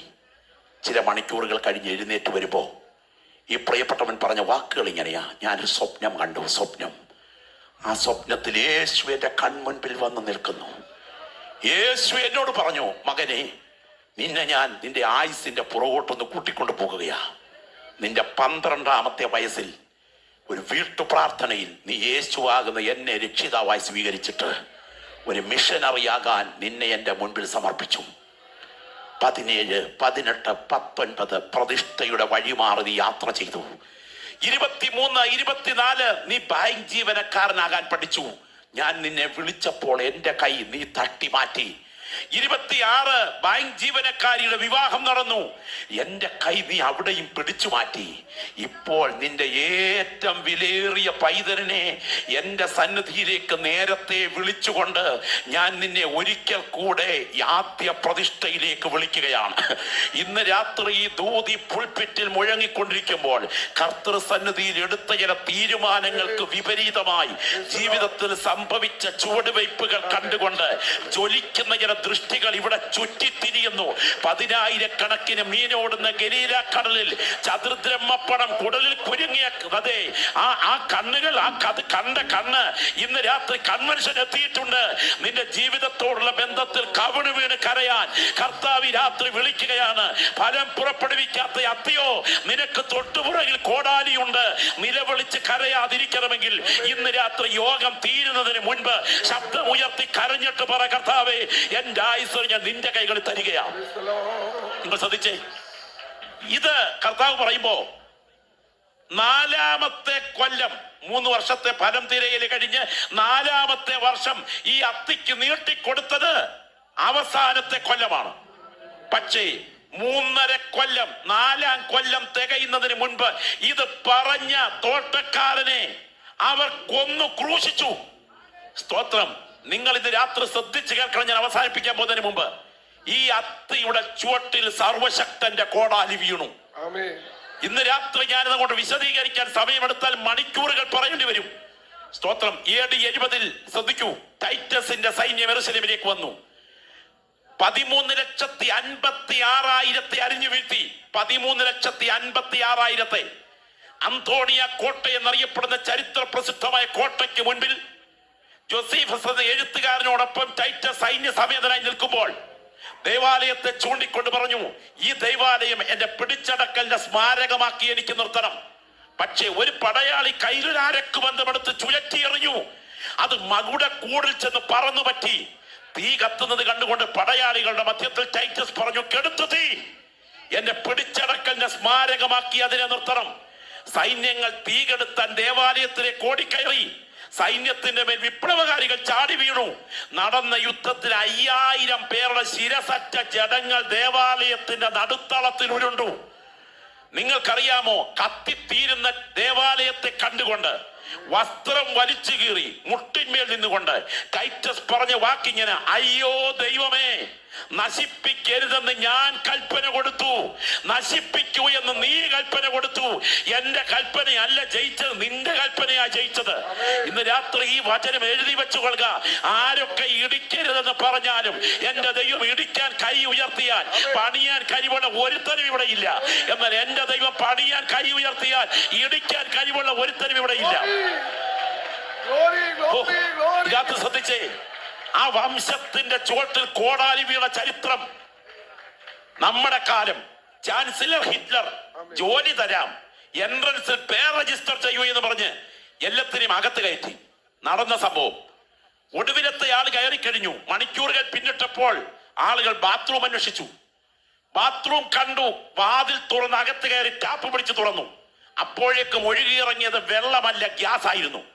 അകത്ത് വന്ന ആളുകൾ മുഴുവൻ മരിച്ചു വീണു. മരിച്ചു വീണത് കൂട്ട ഡെഡ് ബോഡികൾ വീണു. അത് കോൺഗർ ബെൽറ്റിലേക്കായിരുന്നു. ആ ബെൽറ്റോടെ നീങ്ങി തയ്യാറാക്കി വെച്ചിരിക്കുന്ന കുട്ടകങ്ങളിലേക്ക് ബോഡി വീണു. ആ കാലിൽ കുത്തിക്കടത്തിയ സൂചിയിലൂടെ ചോരയുറ്റി ചണ്ടി കൂമ്പാരങ്ങളിലേക്ക് വലിച്ചെറിഞ്ഞു. സ്തോത്രം. പച്ചമാംസം കുതുകുത വെള്ളത്തിൽ കുത്തിത്തിളച്ച് ആ മാംസത്തിൽ നിന്ന് വെട്ടിയെടുത്ത നെയ് കൊണ്ട് സോപ്പുണ്ടാക്കി യൂറോപ്യൻ ചന്തകളിൽ വിറ്റു. അവന്റെ രക്തം ഞങ്ങളുടെ മേലും ഞങ്ങളുടെ മക്കളുടെ മേലും വരട്ടെ എന്ന് പറഞ്ഞതിന് കണക്കിനേറ്റുവാങ്ങുകയായിരുന്നു. ആ വംശത്തിന്റെ ചുവട്ടിൽ കോടാലി വീണു. ഈ ദൂതിന്ന് രാത്രി നിങ്ങൾ കേട്ടെഴുന്നേൽക്കുന്നതിന് മുൻപ് ആ കരങ്ങളൊന്ന് ഉയർത്തിപ്പിടിക്കുമോ? ശബ്ദമുയർത്തി വാ തുറന്ന് പറഞ്ഞേ, എന്റെ മേൽ കോടാലി വീഴുന്ന വർഷമായി 2020 മാറരുത് കർത്താവേ എന്ന് പ്രാർത്ഥിക്കുന്ന ദൈവമക്കൾ ശബ്ദമുയരട്ടെ, ശബ്ദമുയരട്ടെ. ഇടത്തും വലത്തും ഇരിക്കുന്നവരെ നോക്കണ്ട, മുൻപിന് പുറകിൽ ഇരിക്കുന്നവരെ നോക്കണ്ട. ദേശമേ, ദൈവത്തിന്റെ ദൂതിന്ന് രാത്രി ഇവിടെ നിങ്ങൾക്കായി മുഴങ്ങുന്ന രാത്രിയാണ്. ഇത് അസാധാരണ ദൈവ സാന്നിധ്യം മൂടി നിൽക്കുന്ന രാത്രി. നിലവിളിച്ച് കരയേണ്ടവർ നിലവിളിച്ച് കരയണ്ട. ഇടനെഞ്ച് പൊട്ടി കരയേണ്ടവർ ഇടനെഞ്ച് പൊട്ടി കരയണ്ട. ചങ്കിടിച്ച് കരയേണ്ടവർ ചങ്കിടിച്ച് കരയണ്ട. ഒരു രാത്രിയായി രാത്രി തീരട്ടെ. ദൈവശക്തി വ്യാപരിക്കുന്ന ഈ രാത്രി എന്റെ മേൽ കോടാലി വരരുത് എന്ന് നിങ്ങൾ ആത്മാർത്ഥമായി പ്രാർത്ഥിക്കണം. ഇനി ഇവരുടെ തലമുറയ്ക്ക് സംഭവിച്ചത് നിങ്ങൾക്കറിയാമോ? വിശന്നു പൊരിഞ്ഞ 2 പടയാളികൾ ദേവാലയത്തിന് മതിൽക്കെട്ടിലൂടെ ഓടി നടക്കുമ്പോൾ മറിയ എന്നൊരു സ്ത്രീ ഇറച്ചി വറക്കുന്നു. അവളെ പിടിച്ചു മാറ്റിയിട്ട് ഇറച്ചി കഴിക്കാൻ പടയാളികൾ ശ്രമിക്കുമ്പോൾ നിലത്ത് വീണ ആ സാധു സ്ത്രീ എഴുന്നേറ്റ് വന്ന് പറഞ്ഞു, കഴിക്കരുത്, ഒരു കാര്യം കണ്ടിട്ട് കഴിച്ചു. അകത്തെ വീടിന്റെ മൂലയിലേക്ക് വിളിച്ചു. ഒരു വലിയ ബക്കറ്റിന്റെ മേൽഭാഗം മാറ്റി കാണിച്ചു. പടയാളികളെ വിറയ്ക്കാൻ തുടങ്ങി. 2.5 വയസ്സ് പ്രായമുള്ളൊരു പിഞ്ചോമനയുടെ ശരീരം ഞെക്കി കൊന്നിട്ട് ശരീരഭാഗം വാർന്നെടുത്ത് പാത്രത്തിൽ വറുക്കുകയായിരുന്നു. അവൾ പറഞ്ഞു, എന്റെ കുഞ്ഞ്, എന്റെ പൊന്നോമന, ഞാൻ പെറ്റു വളർത്തി എന്റെ പൈതൽ. മക്കളെ, ജീവിക്കാൻ നിർവാഹമില്ല, വിശപ്പ് സഹിക്കാൻ വയ്യ, വാ നീ എനിക്ക് ആഹാരമായിരിക്കുന്നു പറഞ്ഞ് ഞാൻ കൊന്നു വറുക്കുകയായിരുന്നു. നിങ്ങൾ ഓർക്കുക, ശത്രു നിന്നെ ഞെരുക്കുന്ന ഞെരുക്കത്തിലും തിരോധനത്തിലും നിന്റെ ദൈവമായ കർത്താവ് നിനക്ക് തരുന്ന പുത്രന്മാരുടെ മാംസം നീ തിന്നുമെന്ന് എഴുതി വെച്ച പ്രവചനം ആ ജാതിയുടെ മേൽ നിവർത്തിക്കപ്പെട്ടപ്പോൾ സർവശക്തന്റെ കോടാലി ആ അത്തിയുടെ ചുവട്ടിൽ പതിഞ്ഞു. ഈ ദൂത് ഇന്ന് രാത്രി ഇവിടെ മുഴങ്ങിക്കൊണ്ടിരിക്കുമ്പോൾ എത്ര ദൈവമക്കൾ കരമുയർത്തി പ്രാർത്ഥിക്കും? ഇന്ന് രാത്രി ഈ മിനിറ്റുകൾക്കുള്ളിൽ യോഗം അവസാനിക്കും. എന്നാൽ എത്ര പേർ കരമുയർത്തി പ്രാർത്ഥിക്കും? എനിക്ക് ഈ രാത്രി ഫലം കായ്ക്കാൻ ഒരുങ്ങണം. വ്യാപരിക്കുന്ന ദൈവ സാന്നിധ്യത്തിന് മുൻപിൽ സമർപ്പിക്കപ്പെടുന്ന വ്യക്തികളുടെ നിലവിളി മാനം മുട്ടെ ഉയരുന്ന രാത്രിയായി രാത്രി തീരട്ടെ. ആയിരിക്കുന്ന ഇരിപ്പിലിരുന്നു കൊണ്ട് എല്ലാവരും ശബ്ദമുയർത്തി കർത്താവിനോട് പറ. അവഗണിക്കുന്ന വ്യക്തികൾ കാണാം, പുറങ്കാൽ കൊണ്ട് ചവിട്ടിയെറിയുന്നവർ കാണാം. എന്നാൽ ഇന്ന് രാത്രി ഈ ദൂത് കേട്ടെടുത്തുകൊണ്ടിരിക്കുമ്പോൾ എന്നെ കഴുകണമേ കർത്താവേ എന്ന് പ്രാർത്ഥിക്കുന്ന എത്ര പേർ രാത്രി ഇവിടെയുണ്ട്? ഈ രാത്രി ദൈവാത്മാവ് പറയുന്നു, മറക്കരുത്, മറക്കരുത്. നിന്റെ മേൽ വ്യാപരിക്കുന്ന ദൈവ സാന്നിധ്യത്താൽ ഒരു നിലവിളിയുടെ കണ്ണുനീർത്തുള്ളികൾ മുത്ത് കണക്കെ കവിൾത്തറന്ന് വിഴങ്ങണം. കർത്താവേ, എന്റെ മേൽ കോടാലി വീഴരുത്. ശ്രദ്ധിച്ചേ. കസാക്കിസ്ഥാനിൽ നിന്നാണെന്ന് അവന്റെ ഓർമ്മ. വെള്ളിയാഴ്ച 7:20 ബോർഡിംഗ് പാസ് വാങ്ങിച്ച് 100ഓളം യാത്രക്കാർ ഫ്ലൈറ്റിനകത്തോട്ട് കയറിയപ്പോൾ 100 സ്വപ്നങ്ങളോടെയാണ് ഈ വെള്ളിയാഴ്ച അവർ യാത്ര ചെയ്തത്. വീട്ടിൽ നിന്ന് മോടെ കല്യാണം ഉറപ്പിച്ചായിരിക്കും, വീടിന് അടിത്തറയിട്ടിട്ടായിരിക്കും, പുതിയ വീട് വാങ്ങിക്കാൻ കോൺട്രാക്ട് എഴുതിയിട്ട് ഞാൻ വന്നിട്ട് പൈസ കൊടുക്കാമെന്ന് പറഞ്ഞിട്ടായിരിക്കും, അപ്പനെയും അമ്മയും വന്നിട്ട് കാണാമെന്ന് പറഞ്ഞിട്ടായിരിക്കും. എന്തായാലും ഒരു കാര്യം ഉറപ്പാ, 2020 കാണുമെന്ന ഉറപ്പോടാ ഫ്ലൈറ്റ് കയറിയത്. പക്ഷേ 1 മണിക്കൂറിനുള്ളിൽ 100 പേര് കത്തിച്ചാമ്പലായി. അവർ 2020 കണ്ടില്ല കേട്ടോ. നമുക്ക് ആർക്കും പറയാൻ ഒക്കില്ല നമ്മൾ 2020 കാണുമെന്ന്. എന്റെ ദൈവകൃപ പകർന്നെങ്കിലേ 2020 കാണൂ. ശ്രദ്ധിച്ചേ. 1984 ഡിസംബർ മാസം 1-ാം തീയതി രാത്രിയിൽ ഭോപ്പാലിലെ നമ്മെ പോലെയുള്ള സാധാരണപ്പെട്ടവർ ഗാഠമായി ഉറക്കത്തിലോട്ട് കയറിയപ്പോൾ വിചാരിച്ചു ഡിസംബർ 31 ഞങ്ങൾ കാണുമെന്ന്. പക്ഷേ യൂണിയൻ കാർബൈഡ് വാതക ചോർച്ചയിൽ 17,000 ശവശരീരങ്ങൾ ഭോപ്പാലിൽ വീണപ്പോൾ വിചാരിച്ചില്ല ഈ കൂട്ടം മുഴുവൻ ഇവിടെ തീരുകയാണെന്ന്. സ്തോത്രം. 2004 ഡിസംബർ 25 ക്രിസ്തുമസ് കഴിഞ്ഞ രാത്രി ഇറാനിലെ ജനങ്ങൾ വിചാരിച്ചു അടുത്ത ദിവസം ഞങ്ങൾ കാണുമെന്ന്. പക്ഷേ ആ രാത്രി ഉയർന്ന ഒരു ഭൂകമ്പം ആ മണ്ണിനെ നടുക്കി ആ ജനതയെ വിഴുങ്ങി. ദൈവമക്കൾ ഇന്ന് രാത്രി ഓർക്കണം. സ്തോത്രം. ഹല്ലേലൂയ.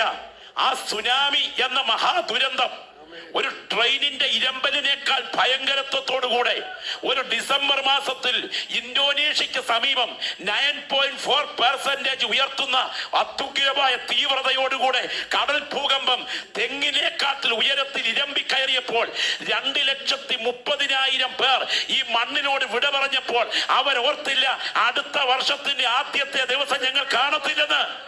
ഇവിടെ ഇരിക്കുന്ന ദൈവമക്കൾ തിരിച്ചറിയണം, നാം ആരും നൂറ്റാണ്ടുകൾ നിൽക്കുന്ന കരിവേലകമല്ല. എന്റെ ദൈവത്തിന്റെ കോടാലി ഉയർന്നാൽ പിടിച്ചു നിൽക്കാൻ കഴിവുള്ള ഒരുത്തരും ഇവിടെ ഇല്ല. ഈ രാത്രി ഇവിടെ ഇരിക്കുന്ന ദൈവമക്കൾ എത്ര പേർ കരമുയർത്തി പറയും, എന്റെ ദൈവമേ എന്റെ മേൽ കോടാലി വീഴരുത്. കരമൊന്ന് ഉയർത്തിപ്പിടിച്ചേ, കരമൊന്ന് ഉയർത്തിപ്പിടിച്ചേ, ശബ്ദം ഉയർത്തി വായി തുറന്ന് പ്രാർത്ഥിച്ചു തുടങ്ങിക്കേ. ഞങ്ങൾ ഈ സുവിശേഷ യോഗം വെച്ചത് മിച്ചപ്പണം ചിലവഴിക്കാനല്ല കേട്ടോ. പണത്തിന്റെ തള്ളിക്കയറ്റത്തിലല്ല ഈ കർത്തൃദാസൻ ഈ അധ്വാനമൊക്കെ ചെയ്തത്. ഈ കണ്ണുനീരിന്റെ ഉദ്ദേശം ഇത്രയേ ഉള്ളൂ, ആത്മാക്കൾ വിടുവിക്കപ്പെടണം. ഇന്ന് രാത്രി ഞാൻ വിശ്വസിക്കുന്നു ആത്മാക്കളുടെ വിടുതൽ സംഭവിക്കുന്ന രാത്രിയായി രാത്രി. ആ കരങ്ങൾ ഉയർത്തിപ്പിടിച്ചുകൊണ്ട് ശബ്ദം ഉയർത്തി നിലവിളിച്ച് കരയാൻ തയ്യാറുള്ള ദൈവമക്കൾ വായി തുറന്ന് പ്രാർത്ഥിച്ചു തുടങ്ങുന്ന രാത്രിയാകട്ടെ, രാത്രിയാകട്ടെ. ഗ്ലോറി. രക്തത്താൽ ജയം, രക്തത്താൽ ജയം, രക്തത്താൽ ജയം. ദൈവശക്തി ഇവിടെ വ്യാപരിച്ചു കൊണ്ടിരിക്കുന്ന രാത്രിയാണ്. ചില വ്യക്തികളോട് ദൈവത്തിന് ആ തോളിൽ തട്ടി ദൂത് പറയുകയാണ്, നീ ഇന്ന് രാത്രി തിരുവഴുത്തുകളെ പുറങ്കാൽ കൊണ്ട് ചവിട്ടി എറിയരുത്. നീ ഇന്ന് രാത്രി വചനത്തെ അവഗണിക്കരുത്. നീ ഇന്ന് രാത്രി ഇടപെടുന്ന ദൈവശബ്ദത്തെ പുറങ്കാൽ കൊണ്ട് ചവിട്ടി എറിയരുത്. ആ ഇരിക്കുന്ന ഇരിപ്പിൽ 2 കൈകളും ഉയർത്തി പിടിച്ചുകൊണ്ട് ഈ ദൂതിന് മുൻപിൽ കരയാൻ തയ്യാറുണ്ടെങ്കിൽ എനിക്ക് കോടാലിയല്ല വേണ്ടത്, എനിക്ക് അനുഗ്രഹത്തിന്റെ അത് ചുവട് കിളച്ചു വളമിടുന്ന അനുഭവങ്ങൾ ഏറ്റുവാങ്ങണം. എന്റെ നാഥ, എന്റെ നാഥ, എന്റെ നാഥ, പ്രതീക്ഷിച്ചതുപോലെ ഞാൻ 2019 ഫലം കായ്ച്ചില്ല. ഈ രാത്രി എന്നെ കഴുകണമേ എന്ന് പ്രാർത്ഥിക്കുന്ന ദൈവമക്കൾ ശബ്ദം ഉയർത്തി ഒരപ്പന്റെ മുൻപിൽ കുഞ്ഞ് നിൽക്കുന്നത് പോലെ 2 കൈകളും ഉയർത്തി പ്രാർത്ഥിച്ചു തുടങ്ങിക്കാട്ടെ. ഓ രക്തത്താൽ ജയം, രക്തത്താൽ ജയം, രക്തത്താൽ ജയം, രക്തത്താൽ ജയം, രക്തത്താൽ ജയം, രക്തത്താൽ ജയം. ദേശം പരിഹസിച്ചാലും സമൂഹം വിടക്കെന്ന് കണ്ടാലും ആളുകൾ അപമാനിച്ചാലും ഒരു കർത്തൃദാസൻ കണ്ണുനീരോടുകൂടെ ഈ യോഗമൊക്കെ ക്രമീകരിക്കാൻ ഇവിടെ കഷ്ടപ്പെടുമ്പോൾ അതിന്റെ പുറകിൽ ആ ദൈവദാസന്റെ സന്ദേശങ്ങൾക്കും ശുശ്രൂഷകൾക്കും നിങ്ങൾ ആർക്കുന്നില്ലെങ്കിൽ ഈ കല്ലുകൾ ആർത്ത് വിളിക്കുന്ന ഒരു ദിവസം വരുന്നുണ്ട്. ഇത് ഞങ്ങൾ കേട്ടില്ലെന്ന് ആരെങ്കിലും പറഞ്ഞാൽ ഈ നാട് കേട്ടെന്ന് ഒരു ദിവസം ന്യായവിധി ദിവസം എന്റെ ദൈവം പറയിപ്പിക്കുന്ന ദിവസം വരുന്നു. അങ്ങനെയാണെങ്കിൽ ഈ രാത്രി സാധാരണ രാത്രിയല്ല, ഇത് ചില വ്യക്തികളുടെ അനുതാപത്തിന്റെ രാത്രിയാണ്. നിന്റെ മേൽ മുഖം വെച്ചു ബന്ധിച്ച് നിന്നെ നിത്യ നരകത്തിലേക്ക് വലിച്ചിഴയ്ക്കാൻ വാദിക്കുന്ന ചില ശക്തികളുടെ ബന്ധനത്തെ ഈ രാത്രി സ്വർഗം വെട്ടിമാറ്റിയിട്ട് നിന്നെ സ്വതന്ത്രമാക്കാൻ ഒരു അഭിഷേകത്തിന്റെ ഒഴുക്ക് നിന്റെ സിരകളുടെ മേൽ പകരുന്ന രാത്രിയാണ്. നിയോഗം പ്രാപിച്ച ദൈവമക്കൾ ആത്മാവിൽ പ്രാർത്ഥിച്ചു തുടങ്ങിക്കാട്ടെ. ഓ രക്തത്താൽ ജയം. ശബ്ദമുയരട്ടെ, ശബ്ദമുയരട്ടെ. ഓരോ വായിൽ നിന്ന് പ്രാർത്ഥനയുടെ ശബ്ദമുയരട്ടെ, ഓരോ നാവിൽ നിന്ന് പ്രാർത്ഥനയുടെ ശബ്ദമുയരട്ടെ, ശബ്ദമുയരട്ടെ. ഈ രാത്രി എന്നെ കഴുകണമേ കർത്താവേ, എന്നെ കഴുകണമേ, എന്നെ കഴുകണമേ എന്ന് 200 മൈൽ ചുറ്റളവിൽ അഗ്നിസർപ്പത്തിന്റെ കടിയേറ്റ് വീഴുന്ന യഹൂദൻ അവന്റെ മുറിവിൽ തപ്പിപ്പിടിച്ചുകൊണ്ട് ദൂരെ ഉയർന്നു നിൽക്കുന്ന പിച്ചള സർപ്പത്തിലേക്ക് കണ്ണുയർത്തുമ്പോൾ അവന്റെ നോട്ടത്തിലൂടെ ദൈവശക്തി അവന്റെ സിരകളിൽ വ്യാപരിച്ച് അവന്റെ രക്തധമനികളിൽ ഒഴുകുന്ന ആ പ്രത്യേക അത് അഗ്നിസർപ്പത്തിന്റെ വിഷത്തെ റദ്ദാക്കിക്കൊണ്ട് വിടുതൽ അവന് വ്യാപരിക്കുന്നത് യാഥാർത്ഥ്യമാണെങ്കിൽ ഇന്ന് രാത്രി കൺവെൻഷൻ ഗ്രൗണ്ടിൽ ഇരുന്ന് നിങ്ങൾ കാൽവറിയിലേക്ക് കണ്ണുകൾ ഉയർത്തിയാൽ നിങ്ങളുടെ രക്തധമനികൾ ഒഴുകുന്ന പഴയ പാമ്പിന്റെ വിഷത്തെ സ്വർഗം ഇന്ന് രാത്രി അഴിച്ചു മാറ്റി നിങ്ങൾ നിത്യജീവനും രോഗശാന്തിയും പകരാൻ ആ കരം ഈ രാത്രി ചലിക്കുകയാണ്. നിങ്ങൾക്ക് വേണ്ടി പിതൃസന്നിധിയിൽ മധ്യസ്ഥത അണയ്ക്കുന്ന ആ കരം ആത്മാവിൽ കാണുക. എല്ലാ പ്രിയപ്പെട്ടവരും ഒരു നിമിഷം കർത്തൃസ്ഥലം എഴുന്നേറ്റാട്ടെ. കർത്തൃസ്ഥലം എഴുന്നേറ്റാട്ടെ. രണ്ട് കരങ്ങൾ കർത്താവെങ്കിലേക്ക് ഒന്ന് ഉയർത്തിപ്പിടിച്ച്, കരമൊന്ന് ഉയർത്തിപ്പിടിച്ച്. ഇടത്തും വലത്തും ഇരിക്കുന്നവരെ നിൽക്കുന്നവരെ മറക്കുക. ആ രണ്ട് കരങ്ങളും എത്രത്തോളം ഉയർത്താമോ അത്രത്തോളം ഉയർത്തുക. ശബ്ദമുയർത്തി വായി തുറന്ന് പ്രാർത്ഥിച്ചാട്ടെ. ശബ്ദമുയർത്തി വായി തുറന്ന് പ്രാർത്ഥിച്ചാട്ടെ. ഇന്ന് രാത്രി നിൽക്കുന്നത് മനുഷ്യന്റെ മുൻപിലല്ല, മഹാദൈവത്തിന്റെ മുൻപിലാണെന്ന ചിന്തയോടെ ആ രണ്ട് കൈകളും ഉയർത്തിപ്പിടിച്ച് ശബ്ദമുയർത്തി പ്രാർത്ഥിച്ചേ. ആ രണ്ട് കൈകളും ഉയർത്തിപ്പിടിച്ചിരിക്കുമ്പോ ഞാനൊരു അനുഭവം പറയാം, ശ്രദ്ധിക്കണേ. ഞാനൊരു പ്രാർത്ഥന, നിങ്ങൾ ശ്രദ്ധിക്കാം, ഒരു മിനിറ്റ് കണ്ണു തുറക്കുക. ഞാനൊരു പ്രാർത്ഥനാ യോഗത്തിന് പോകുകയായിരുന്നു. ആ യോഗത്തിൽ മുകളിലെ ഒരു വീട്ടിലാണ് യോഗം നടക്കുന്നത്. താഴെ നിന്ന് ഞാൻ മുകളിലോട്ട് കയറി ചെല്ലുകയാണ്. തൊട്ട് താഴ്വശത്ത് ഒരു കിണറ്, പണി പൂർത്തിയാക്കിയ ഒരു വലിയ കിണറാണ്. മുകളിലോട്ട് കെട്ടിയിട്ടില്ല, അതിന് ചുറ്റുവട്ടം കെട്ടിയിട്ടേ ഉള്ളൂ. ഞാൻ അറിയാതെ സ്റ്റെപ്പാണെന്ന് വിചാരിച്ച് ആ കിണറിന്റെ ആ ചുറ്റുവട്ടത്തിലേക്ക് കാല് വെച്ചു. അടുത്ത കാല് കുഴിക്കകത്തേക്ക്, കിണറിനകത്തേക്ക്, ഏതാണ്ട് നിരവധി അടി താഴ്ചയുള്ള കിണറിനകത്തേക്ക്, പൊട്ടിച്ച പാറക്കല്ലുകൾ കിടക്കുന്ന കിണറിനകത്തേക്ക് വെക്കാൻ രണ്ടാം കാൽ ഉയർത്തുന്ന സമയം ഒരാൾ ഓടി വന്നെന്റെ കൈക്ക് പിടിച്ചു, വലിച്ചെന്നെ മാറ്റി. അല്ലായിരുന്നെങ്കിൽ എന്റെ കഥ അതോടെ കഴിഞ്ഞേനെ. ഞാൻ എന്തിനാ ഈ സംഭവം പറഞ്ഞെന്നറിയാമോ? 2019 നിന്റെ ജീവൻ മരണത്തിലേക്ക് എടുത്തു വെക്കാമായിരുന്ന നിരവധി സംഭവങ്ങളെ പിടിച്ചു മാറ്റിയ ദൈവത്തിന്റെ കരം നീ അനുഭവിച്ചറിഞ്ഞത് കൊണ്ടാ ഈ രാത്രി ഈ ദൂതന് മുമ്പിൽ ഇരിക്കുന്നത് കേട്ടോ. കോടാലി വന്നതാണ് പലപ്പോഴും ചുവട്ടിലേക്ക്, എന്നാൽ ഒരു കൈ അതിനെ തടഞ്ഞു. ഓ, ഈ ദൂതിന്ന് രാത്രി ചിലർക്ക് നേരെ വരികയാ, ഒരു കൈ അതിനെ തടഞ്ഞു. അതാണ് താതൻ സന്നിധിയിൽ പേർക്കു സദാ പക്ഷപാതം ചെയ്യുന്ന ജീവനാഥന്റെ കരം. ആ രണ്ട് കൈകളും ഉയർത്തിപ്പിടിച്ചുകൊണ്ട് ശബ്ദമുയർത്തി ക്രൂശിലേക്കൊന്ന് നോക്കിക്കൊണ്ട് നന്ദി കർത്താവേ എന്നൊന്ന് പറഞ്ഞേ. വാ തുറന്ന് പറഞ്ഞേ, വാ തുറന്ന് പറഞ്ഞേ.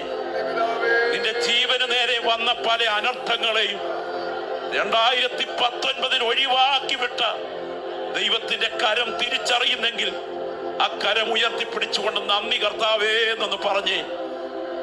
ഒരു പാട്ടിന്റെ ചരണം ആ കരം ഉയർത്തിക്കൊണ്ടൊന്ന് ചേർന്ന് പാടണം. താതൻ സന്നിധിയിൽ പേർക്കു സദാ പക്ഷപാതം ചെയ്യുന്ന മമ ജീവനാഥ. നമുക്ക് ആ കരം ഉയർത്തിപ്പിടിച്ചുകൊണ്ട് എത്രത്തോളം ശബ്ദം ഉയർത്തി പാടാമോ അത്രത്തോളം ശബ്ദം ഉയർത്തി നമുക്കൊന്ന് ചേർന്ന് പാടാം. താതൻ സന്നിധിയിലൻ പേർക്കു സദാ പക്ഷപാതം ചെയ്യുന്ന മമ ജീവനാഥ. പക്ഷപാതം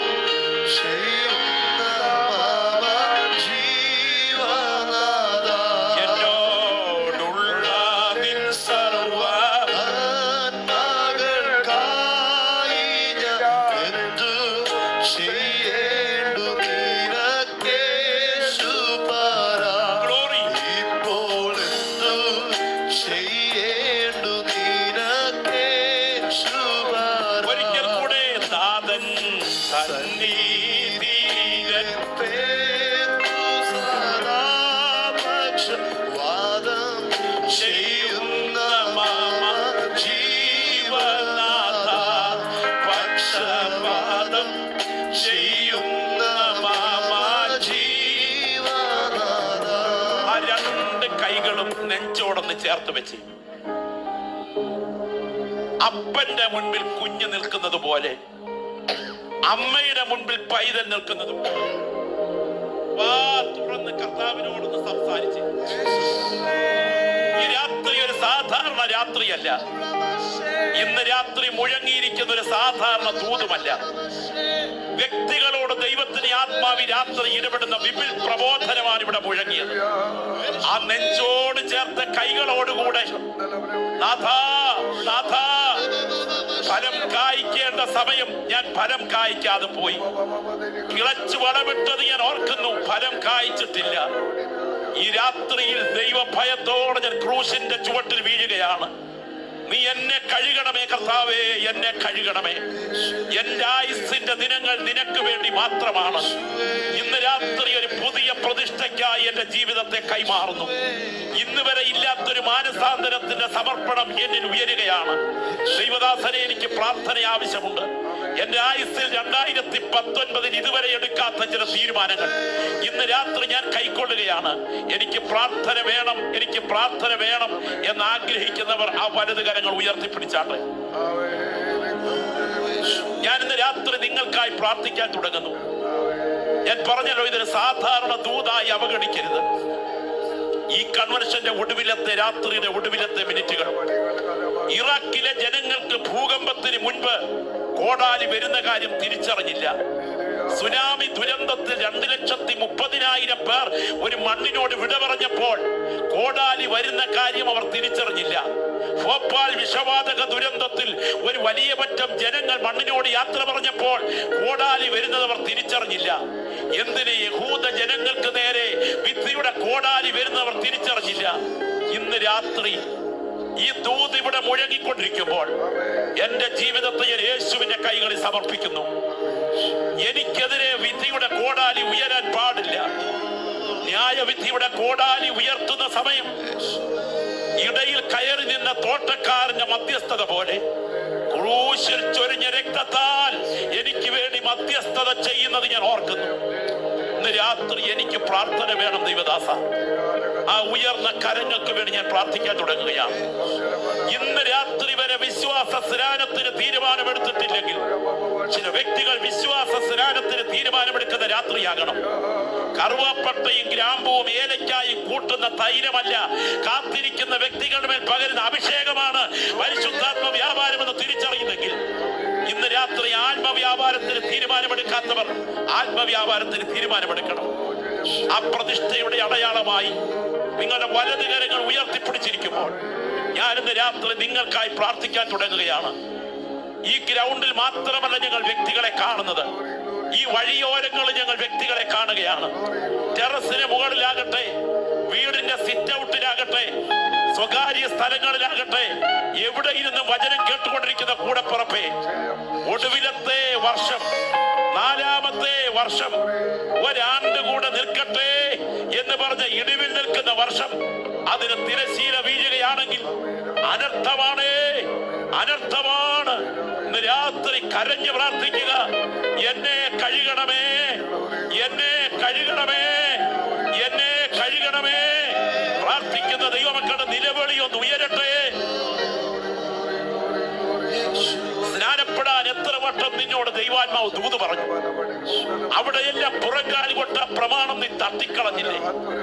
ആത്മസ്നാനത്തിന് എത്രയോ ആലോചന ചെവിയിൽ മുഴങ്ങി, അവിടെയെല്ലാം വചനം നീ തിരസ്കരിച്ചില്ലേ? അനർത്ഥം വന്നതിന് ശേഷം പറഞ്ഞിട്ട് കാര്യമില്ലല്ലോ. വെട്ടിക്കളയാൻ കോടാലി ഉയരുന്നതിന് തടയുന്ന കരങ്ങൾ യേശുവിൻ നാമത്തിൽ തന്നെ. കരമെന്ന് ഉയർത്തി കർത്താവിന് സ്തോത്രം ചെയ്താട്ടെ. ശബ്ദമുയർത്തി ശക്തിയോടെ എല്ലാവർക്കും ദൈവസന്നിധിക്കാം, എല്ലാവർക്കും ദൈവസന്നിധിക്കാം. ഈ അനുഗ്രഹീതനായ കർത്തൃദാസൻ ത്യാഗപൂർവമായി നടത്തുന്ന ഈ യോഗത്തിന്റെ അധ്വാനങ്ങൾക്ക് നടുവിൽ, ക്രമീകരിച്ച യോഗത്തിന്റെ ഒടുവിലത്തെ രാത്രി, പരിശുദ്ധാത്മാവ് സദസ്സിനോടും ദേശത്തോടും ഇടുന്ന ദൈവാലോചനയെ പുറങ്കാൽ കൊണ്ട് ചവിട്ടിയെറിയരുതേ കൂടെ പറപ്പേ. കോടാലിയുടെ വരവ് ഭയാനകമാണ്. പക്ഷേ ഇടിവിൽ നിൽക്കുന്ന ഒരു ഇടയൻ മധ്യസ്ഥനുള്ളത് കൊണ്ട് കോടാലിയെ തടഞ്ഞു നിർത്തിയിരിക്കുന്നു. എന്റെ മേൽ വരാൻ തുടങ്ങുന്ന ചില അനർത്ഥങ്ങളെ തടഞ്ഞത് എന്റെ മിടുക്കല്ല, എന്റെ മധ്യസ്ഥന്റെ കരുത്താണെങ്കിൽ കാൽവറിയിൽ ചൊരിഞ്ഞ നിയമരക്തത്താൽ നിന്റെ മേൽ വരുന്ന ന്യായവിധി തടഞ്ഞു നിറപ്പെട്ടിരിക്കുന്നു. ഫലം കായ്ക്കാൻ തയ്യാറാകുക. നീട്ടിത്തന്ന 1 വർഷത്തിന് തിരശീല വീഴുന്നു. ആത്മപരിശോധനയോടെ ഭവനങ്ങളിലേക്ക് മടങ്ങൂ. സന്ദേശത്തിന് അവസരമൊരുക്കിയ കർത്തൃദാസന് വന്ദനമറിയിച്ച് എന്റെ വാക്കുകൾ ഉപസംഹരിക്കുന്നു. ദൈവം നിങ്ങളെ അനുഗ്രഹിക്കട്ടെ.